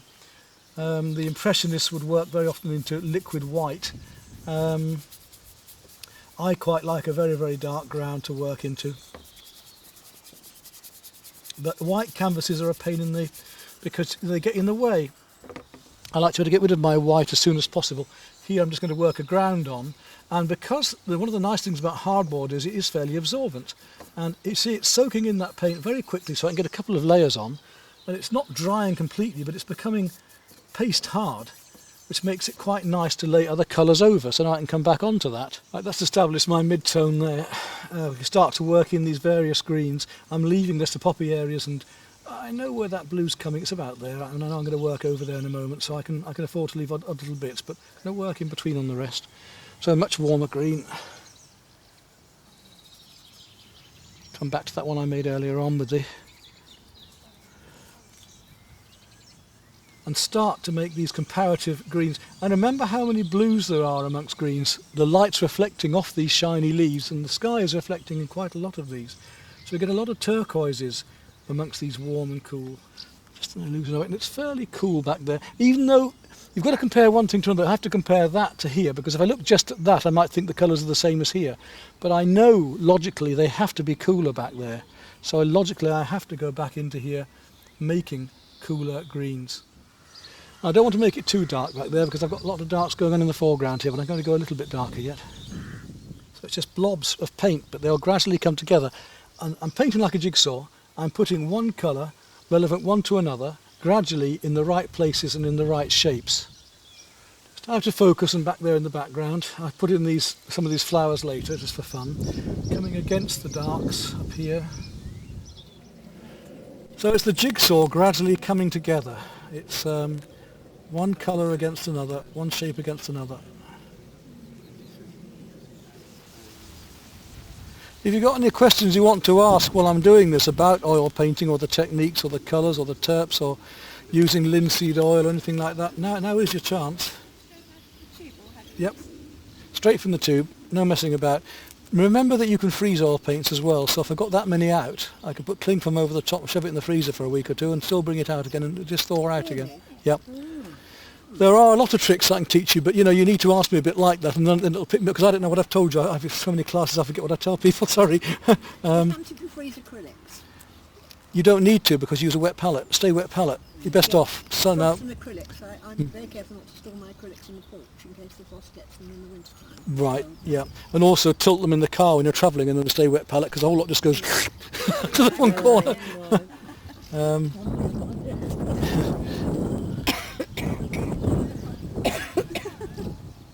You're not bothered about the stalks? I haven't got there yet. We have all sorts. We have blackbirds, and we have, yeah, I'll be doing. I'm tightening up to details at the end. You see, that's why I've actually picked up that brush. I've got to. Oh damn! I've actually got to come in with and start doing more detail as I'm going on. I'm not going to hold you up much longer, but I just want to give you an idea of just what can be done working loosely like this. So now I'm coming down to my smaller brush, yes, and I can just start to paint people with blue jeans in behind. So you said they're straight from tubes. So why Yep. do you, or when would you use terps or linseed? Cleaning my brush, most of these, or getting the right consistency. when I've run out of terps before now up in Scotland, luckily I had a petrol car, I've even taken petrol out of the car, but diesel doesn't work as well, I don't think, it'd be a bit slimy. If you wanted to have a much richer effect on here, then you could add some linseed oil to this while you're painting, actually in your terps. Because all it is really is the pigment with linseed oil and an additive to make them dry a bit quicker depending on the make of the paint. So the more linseed oil you put in, the more gloss it's going to have already. But it tends to get very gungy, and this lot in here ends up like a sort of mucky syrup after a while, so I don't bother much. I do mine varnished at the end and always use a retouching varnish. Why? I'm going to spray retouching or retouching because retouching varnish is one of the best varnishes you can get. You can paint over retouching varnish. I could varnish this and then put more oils over the top. And if in the future when you're actually famous, of course, then you will find that the retouching varnish can be lifted more easily just with terps. So, if you've got a mistake, you can lift it yourself, or you can start to find these poppy heads now. Now, talking about artistic license in the background there, always the ones in the back you notice are the ones the ones at the front are the quietest and paying attention. The ones at the back are the ones that be wittering. Daisies. Daisies. We can't be selling a painting like this. This is a little pot boiler, this one. So we can't be selling a painting like this without some daisies. So those ones on the left, I've got one coming in here. And remember with your daisies that you've got the cool petals as well as the warm ones. So we've got the light blue and slightly mauve ones. But you were talking about getting the right consistency in paint. I'm now mixing, especially for a fine line, a cream. If I wanted to slap it on like that, then I'm going to take it straight from the palette. If I want to get a finer line, then I've got to mix enough terps to get a cream to paint a finer line. So you put your brush in there to get it. So I use a little bit of terps and then mix either on the palette. You see all of these have got terps in them, and they can be thinner. You can almost glaze like watercolour, or you can make them thicker and just lay them over the top. Now I've got a medium consistency here, which again wants to be used before the terps dries out too much. And I want to start getting in some daisies down here. So I'm just going to flick those in with the brush. And the newer the brush is the better, because you get a nice point. These moth-eaten old things are mine. I've had a lot of use. So I just want a few daisies coming in the background just for fun, just to lighten things up a bit. So I'm putting them in where I feel intuitively. It's the cardboard. Nope. Guess. Perspex. Yeah, it's light. That's if you just want to pass those around people to see. These are the colours that I'm using here. All I use is an old wooden suitcase, 2 pieces of Perspex, which will take paint stripper, so I can strip those off whenever I want, or use a palette knife. I haven't got them with me here, but there's a difference between, I'll show you later, a palette knife and a painting knife. A palette knife has a straight blade, don't bother buying one. And a painting knife has a blade that comes down and along. Get those, because when you try and paint with a palette knife, your fingers are against the board. And a painting knife has an angle so that it comes in and out like a trowel, and you get those in all various shapes and sizes. Again, I can show you some later, and they'll do everything. So palette knife, waste of time. I'm almost going to leave it there because I want to keep it loose and fresh. But I could carry on as long as I want, couldn't I? Until it's absolutely photographic if I wanted, changing these colours, working up those details on the petals. It's lovely as it is. That's it, one doesn't need to do too much. Okay guys, there's the camera. Have fun. If you want some hardboard cutting, you can, by all means I'll do you some. Are you going to have a go then? I'll cut you some board and you just sit there and do the same thing.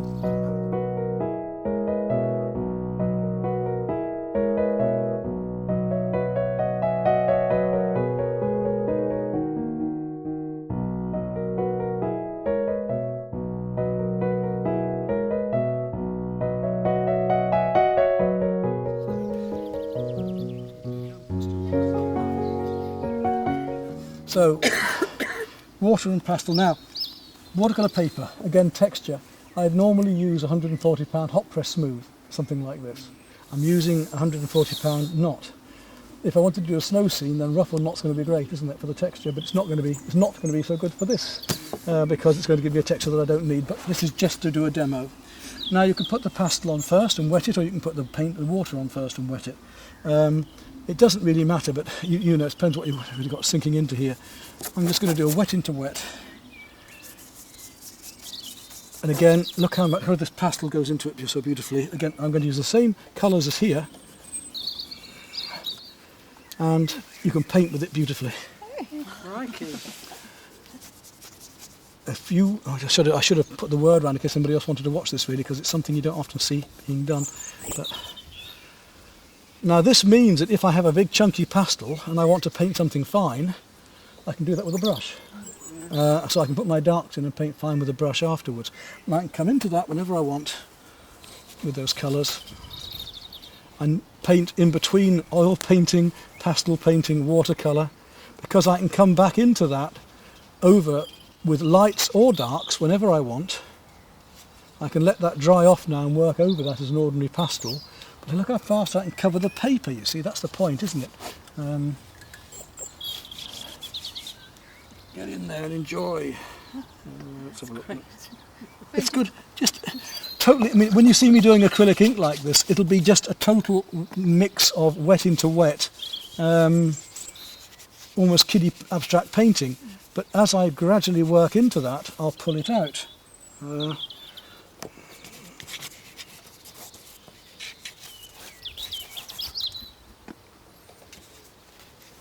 But then I really do work loosely. You can work tighter if you want, but you don't want to be worrying about a painting like that. You don't want to be having to worry. You want to be getting in there and just enjoying.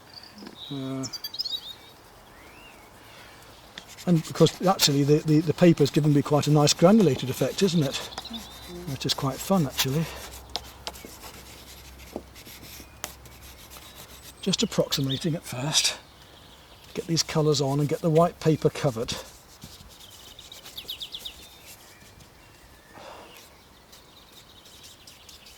Yeah, I was sort of thinking, oh, great fun with it. And I can then work into this as it dries. I can put those daisies on top, and I can work in as a standard pastel now. I can even blend with my finger. It's totally free and beautifully versatile.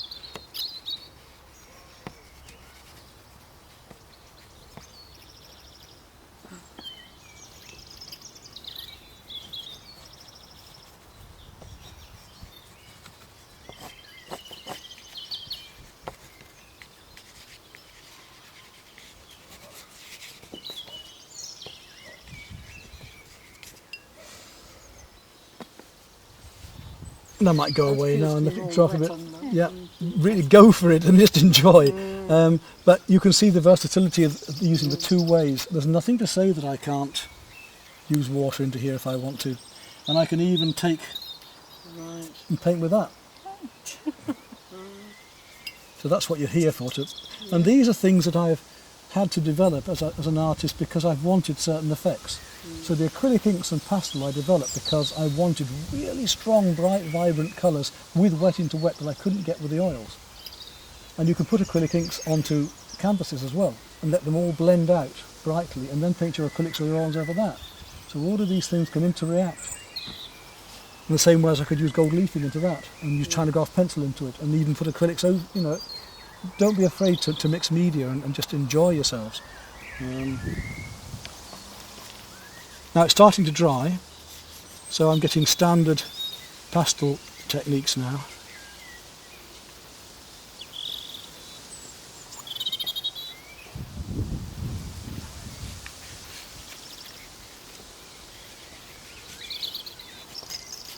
So I can blend into the wet, I can blend onto the dry.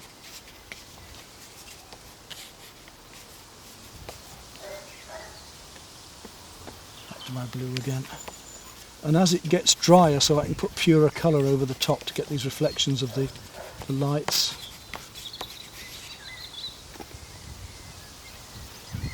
Highlights of colour. The sun's gone again, so I'm a bit stuck there again now. But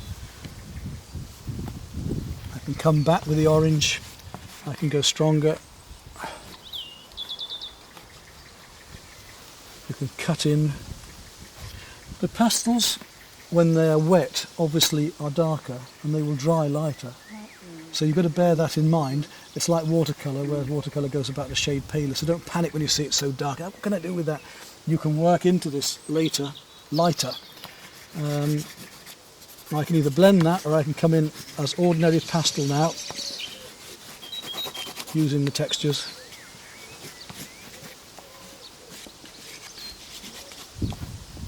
Again, I like to work very loosely, and I can gradually then tighten up into detail. Okay. Any questions? No, I Right, thought have some we fun? were Yep. okay. No, it's Oh, that's great. right then. It's Yeah, fascinating to well, watch, actually. Yeah, I mean, I could carry on and do it, but you know, I don't Yeah. need to now. It was just to show you the way. And as I say, then you can work in as detailed as you want, either with the brush or with the pastels, gradually building these leaves up, getting those effects. And putting those canes in later, and working up over the top with the blues across here. Gradually you're stumbling on the paper to get more vibrance, working one colour against another. And just a few colours like that can make such a difference, yeah? I mean, I could go on and with a few strokes I'll almost have this done. Loose and then tighten.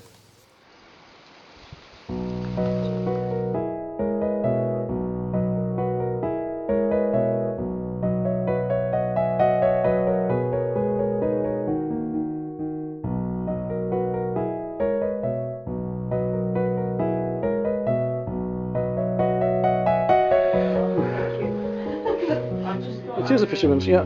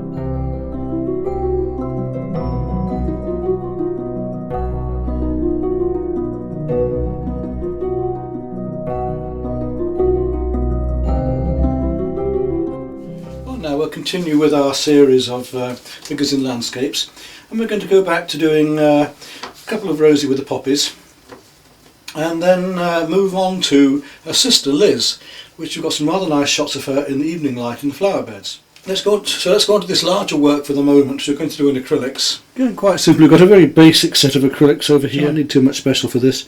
Just a few colours, mixing palettes and brushes and some water.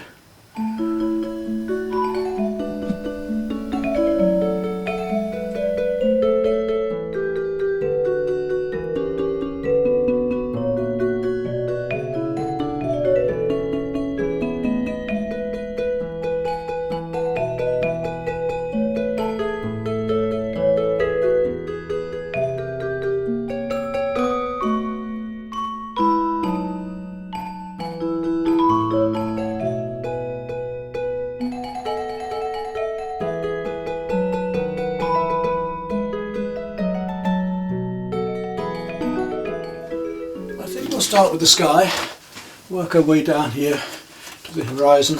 It's always fun to do that, and for that I'll use my largest of my brushes here. I'm going to start with a body colour of white, but it'll give me more opaque quality, and into that I'm going to put a little bit of pink,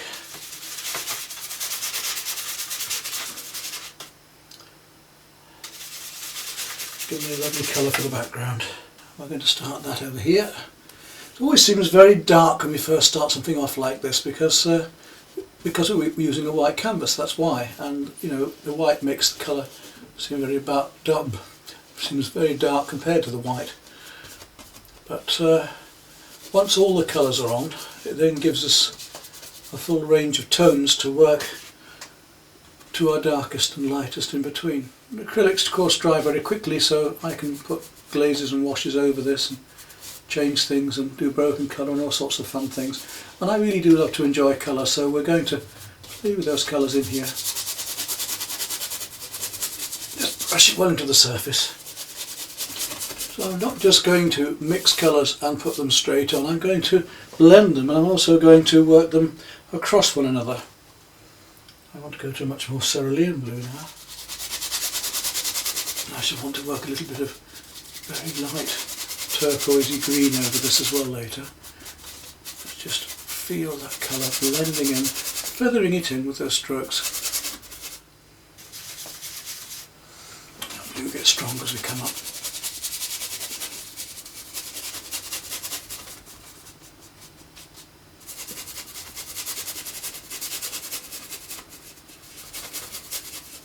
Leaving white areas that I'm going to bring the cloud over in a minute.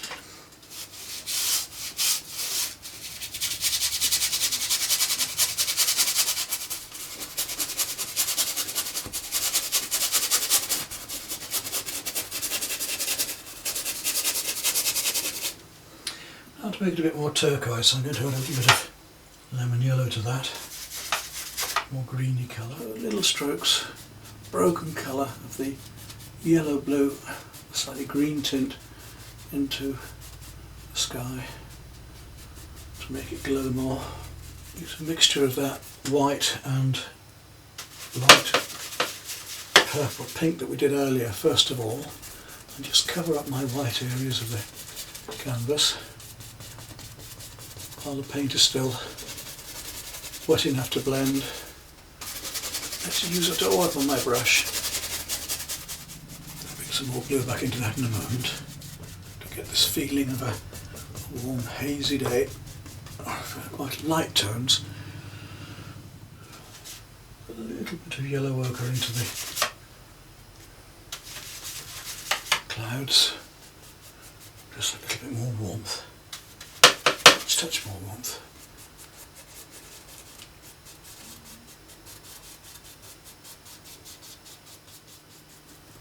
Very subtly just dropping in these lighter colours into the sky. And a little bit pinker, just add a little bit of pink to that. Those clouds, a bit more warmth.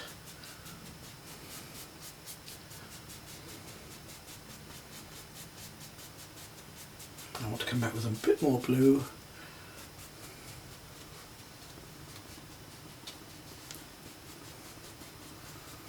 feel some of this reflected light coming underneath the clouds here. So nothing is as simple as it might seem at first, with all these little bits of colour. Now, so I'll put a bit more blue back in, just a bit more blue coming back into this sky places.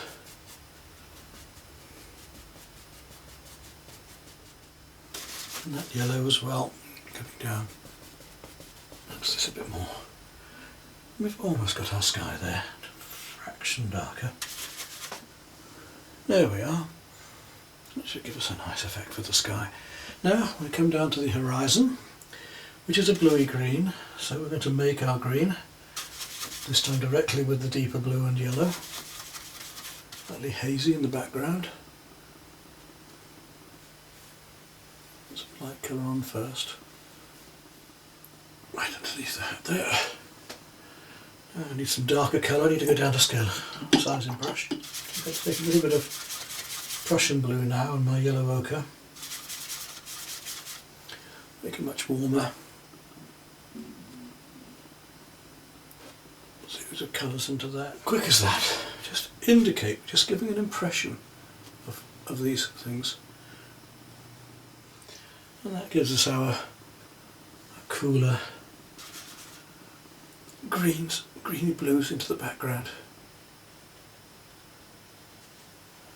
A feeling of distant tree. Right, next we come on to the next field down.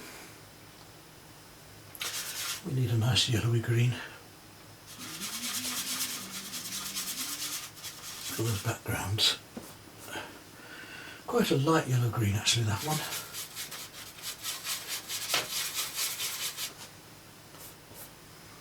A little bit more white into there just to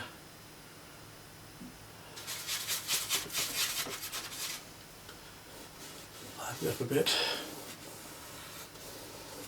And again, fairly thinly because I'm going to put other colours over the top of it. And that's got to come all the way down to there. And the colour will become slightly warmer afterwards. Just leave a little bit of where those darker bits of grass are coming to so I know for the future. Now I need to let that dry off a bit so that I can get the other colours on top of it without them blending. Give us a feeling of perspective going on. And maybe a little bit of these yellows just coming into the trees in the background just to catch a little bit of sunlight here and there. Right, now this colour of the green here is fairly warm and I want to use a big brush to paint in most of that just to give myself a good base to work onto later. So I'm going to use yellow ochre and some cobalt blue. Now I want to get rid of all of this white canvas because there's far too much here. Can't see wood for trees. I'm going to use some yellow ochre and cobalt blue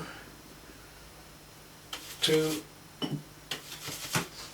give me a ground to this area because it's just pretty warm.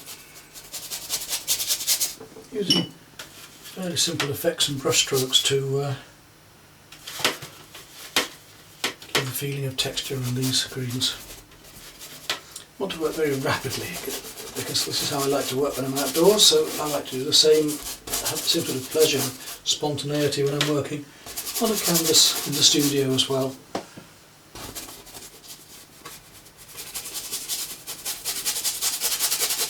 There we go, let's get rid of most of the white.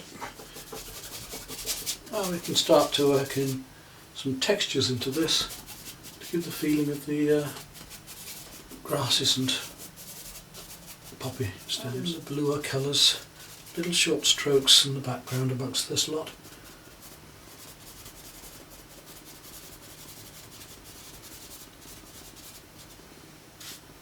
To give the feeling of lots and lots of little bits of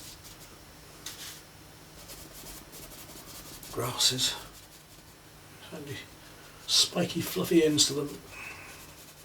We can make something look quite complicated with fairly simple brush strokes. Just by painting the wet into the wet and getting these textures moving around.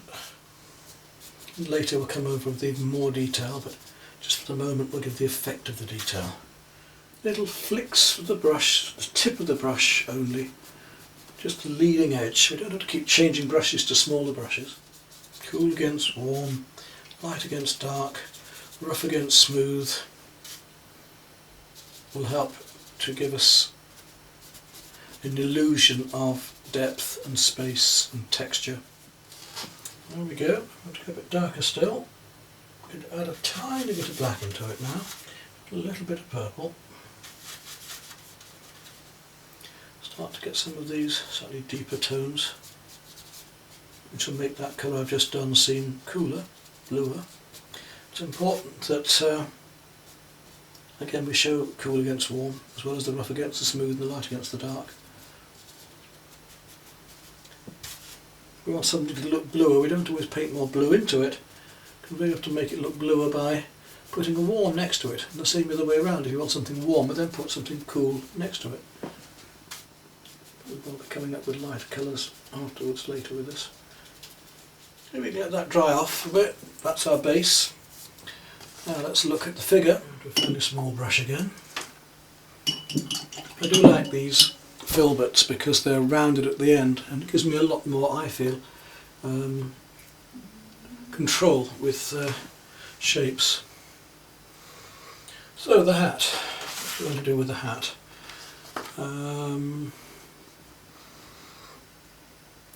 Very light cream I think at first.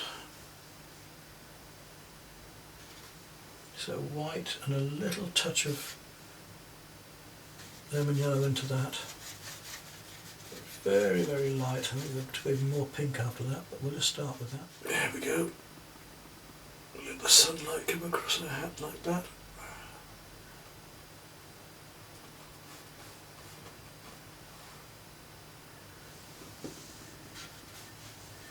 I'm going to put a bit more pink in the foreground shortly on that hat, but just for the moment let's just put that in. That very light cream. Get that established. Get the shape right.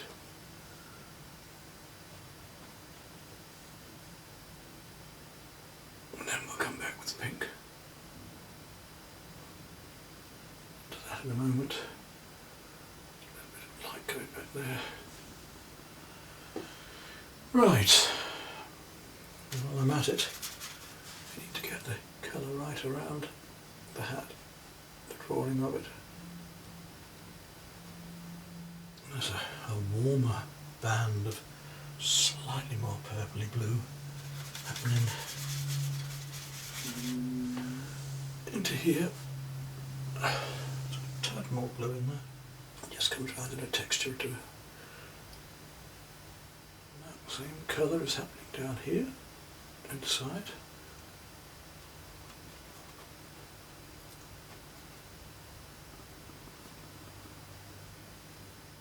But it's a bit warmer there in a moment. And the band of the hat here, it's a lot more yellow ochre. A little touch of warmth, I think, under her hair here.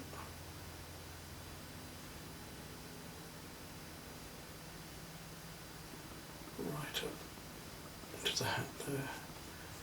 Make it a bit lighter in a moment. Darken down in a moment on that. It wants to be quite a light orange just there. Just lovely warms. It's a little bit warmer just on this edge. A bit more sunshine going on than I've got. Now I need to come down to her face because, well, we've got that orange on the brush. There's that happening in the face here.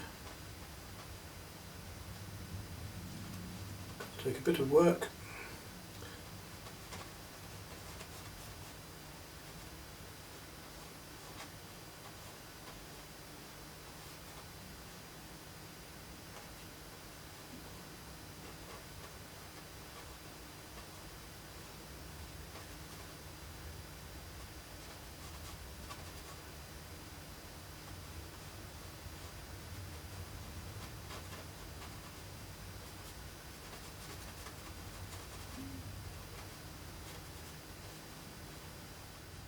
And then a lot of this is suddenly cooler. Similar colour to we had in the sky earlier.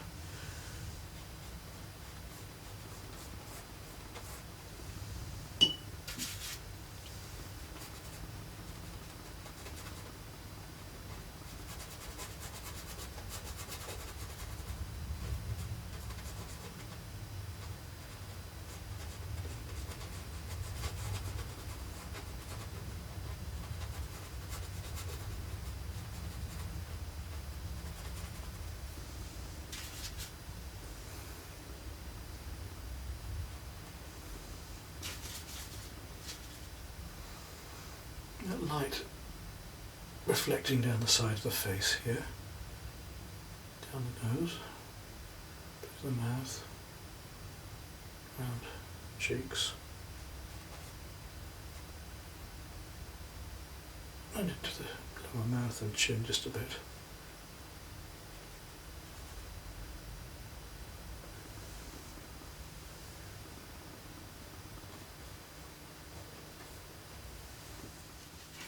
A very light pink area of light shining under her hair here, going down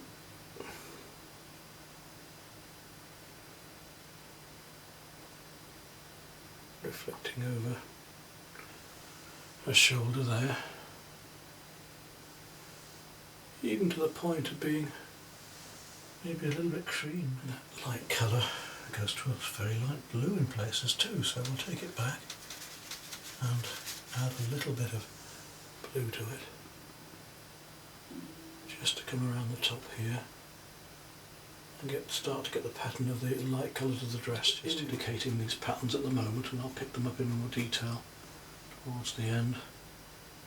Under her hand here a little bit. You can see the way we can gradually build up these colours, and some of that little bits of dark may just be texturing a little bit under the hat. Now, while I've got that dark on my brush, let's just look at her hair under here.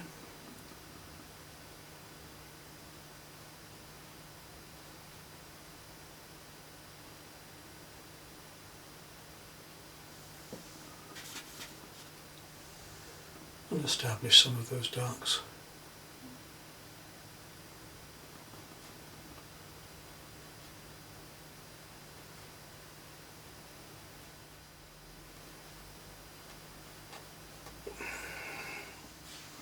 See how quickly we can establish something that looks a bit like a face. Let's do the same with her eyes. Just indicating.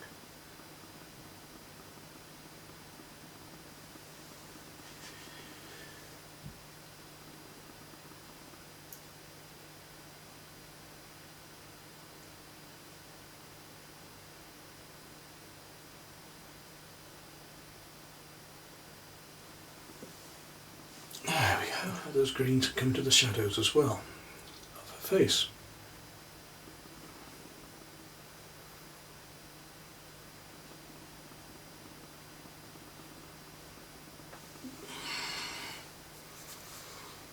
So quickly we can build a figure. We'll cut into that, back into that in a moment. Let's just get the approximate form. And much lighter. Get the feeling of that hand coming round. Just a couple of brush strokes, keep it simple. Fingers here.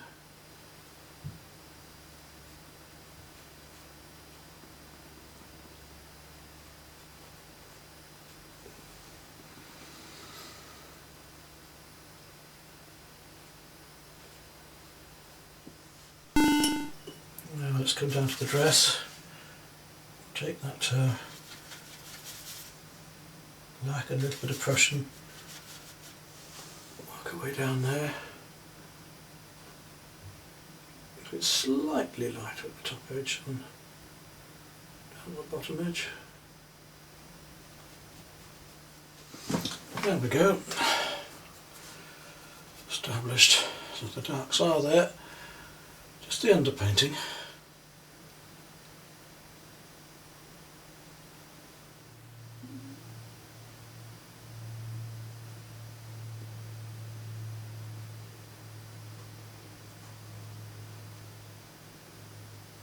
Back and find these colours gradually, build them up. It's time to get rid of the rest of the whites and establish some of the poppies colours. Let's get these reds on and just get rid of very loosely, and then we'll gradually work up into it with this painting. You can see how quickly we can establish the underpainting, gradually finding colours we want and how.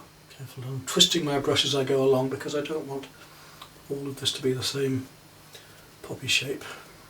But there are masses of them here, so let's really enjoy plonking them on. Let's almost get rid of all the white, so I can start to see where my colours need to really go. Bits of browns and reds going on. This acrylic is sinking into this darker ground, so I've got to come back in and put second coats over, and I'll make some even lighter coats as well as it goes on. There's some gorgeous colours going on amongst it, so let's now start to look at some of those and really enjoy playing with these beautiful cool and warm reds. It's the magenta I'm using now. It is a cooler red. Nice big blocks of colour, single brush strokes.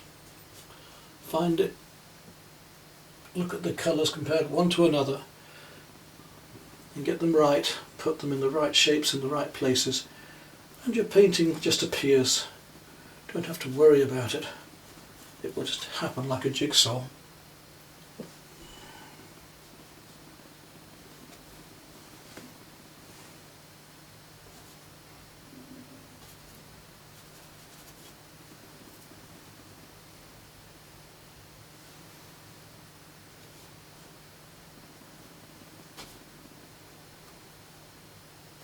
Come back in with some oranges later with this as well.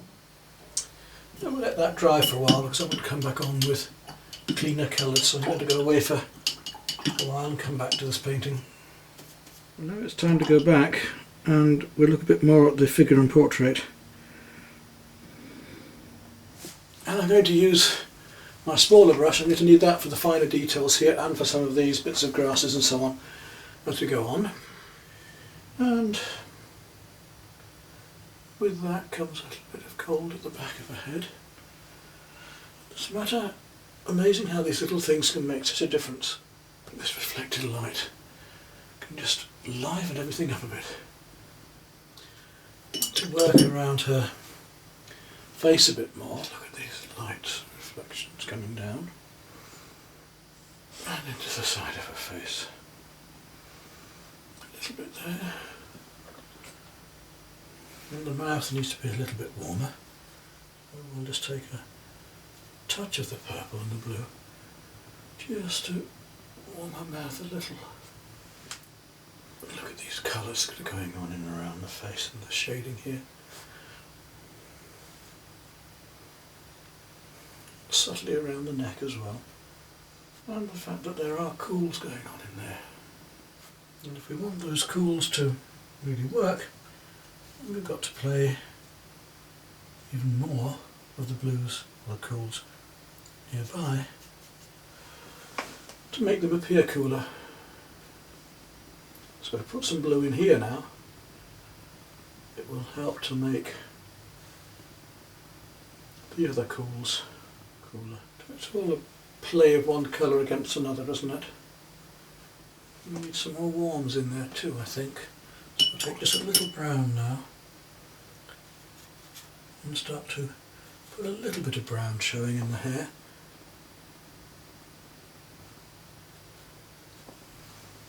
Which again will bring the warms out a bit. And against those we'll play the cools too. So we'll go back in with our very deep blues and look at where the cools might be going on. There are some glorious colours reflecting all around in the dress and everywhere. And they're coming down and right into the various colours of the dress.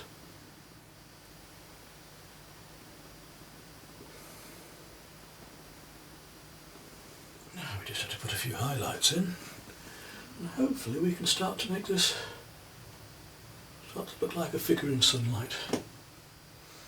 The thing is, when we put that colour in, we then find that it might affect the others, and we've got to then use it down in other places too. Don't want to fiddle too much, that's the trouble. You can easily get too involved with suddenly trying to fiddle with things and then it goes peculiar. Now, a lot of these things work by not just what's here, but what's going on behind as well. So if I now make a much lighter green, you'll see what I mean. Earth I'm talking about. Take some white and some yellow, a little bit of the light blue, just start to try and find some of these lighter greens that are going on behind. You'll see how it brings her out. I'm going to bring a lot more yellow into this in a minute as well. At the moment I just want to work up some of these lighter greens to give the sunlight. I'm going to make lots and lots and lots of little strokes of this light green going across.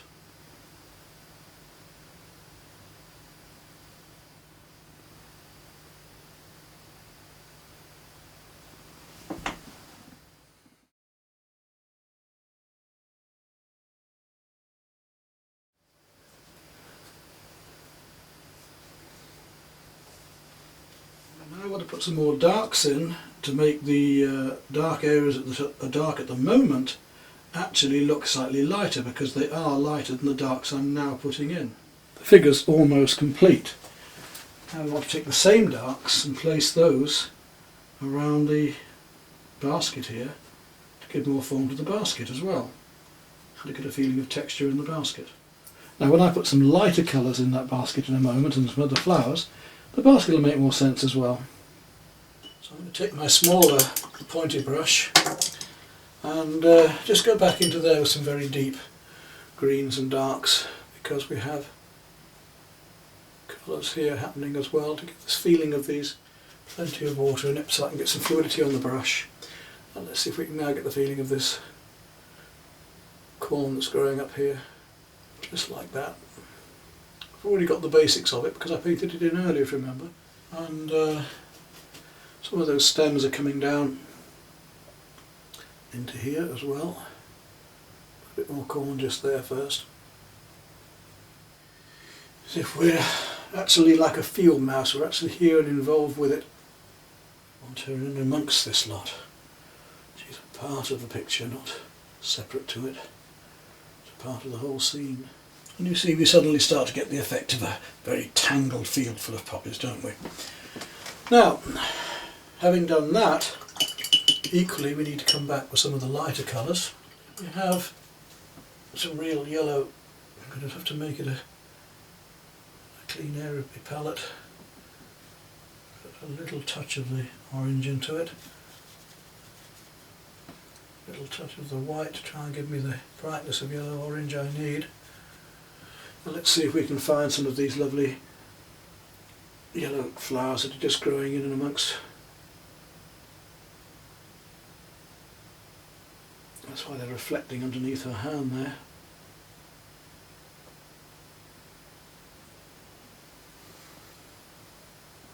We put some into the basket. Going on behind here as well, and a few just happening around her. To use some raw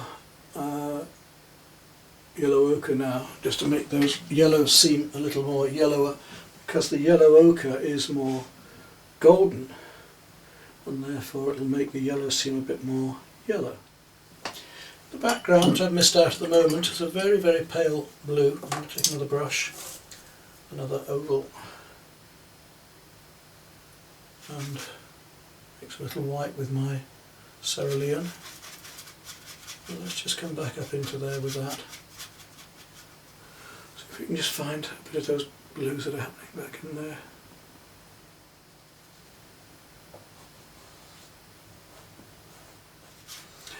While we're on those blues, we'll find a lot of them actually happening back in here as well, reflecting off the leaves, which is going to help those warms of the poppies. Look at the lovely light we start to get now as we feel this daylight reflecting across shapes and forms and surfaces. Warmer on those fingers, bit of the arm here. Makes a difference. I've got to start feeling some of the cools that are going on in amongst the grasses here a little bit more of the blue happening in places, and that'll make the poppies stand out more as well. So, as you see, we're gradually bringing up the colours of the poppies now, and I want a bit more orange into those poppies, so I'm going to take some yellow and red and a little bit of white just to try and get that vibrance again of the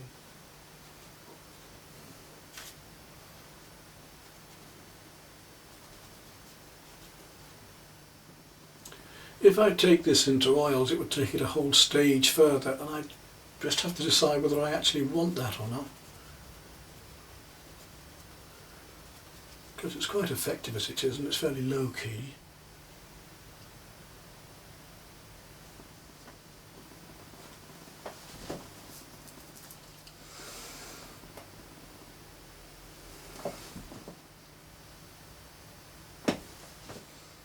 So I think all I need, if I'm going to keep it as acrylics, is a few more of these darks, and I could almost leave it at that. And I've got other things I want to get onto, so why not indeed? Just try and get a little more of these light pinks on here.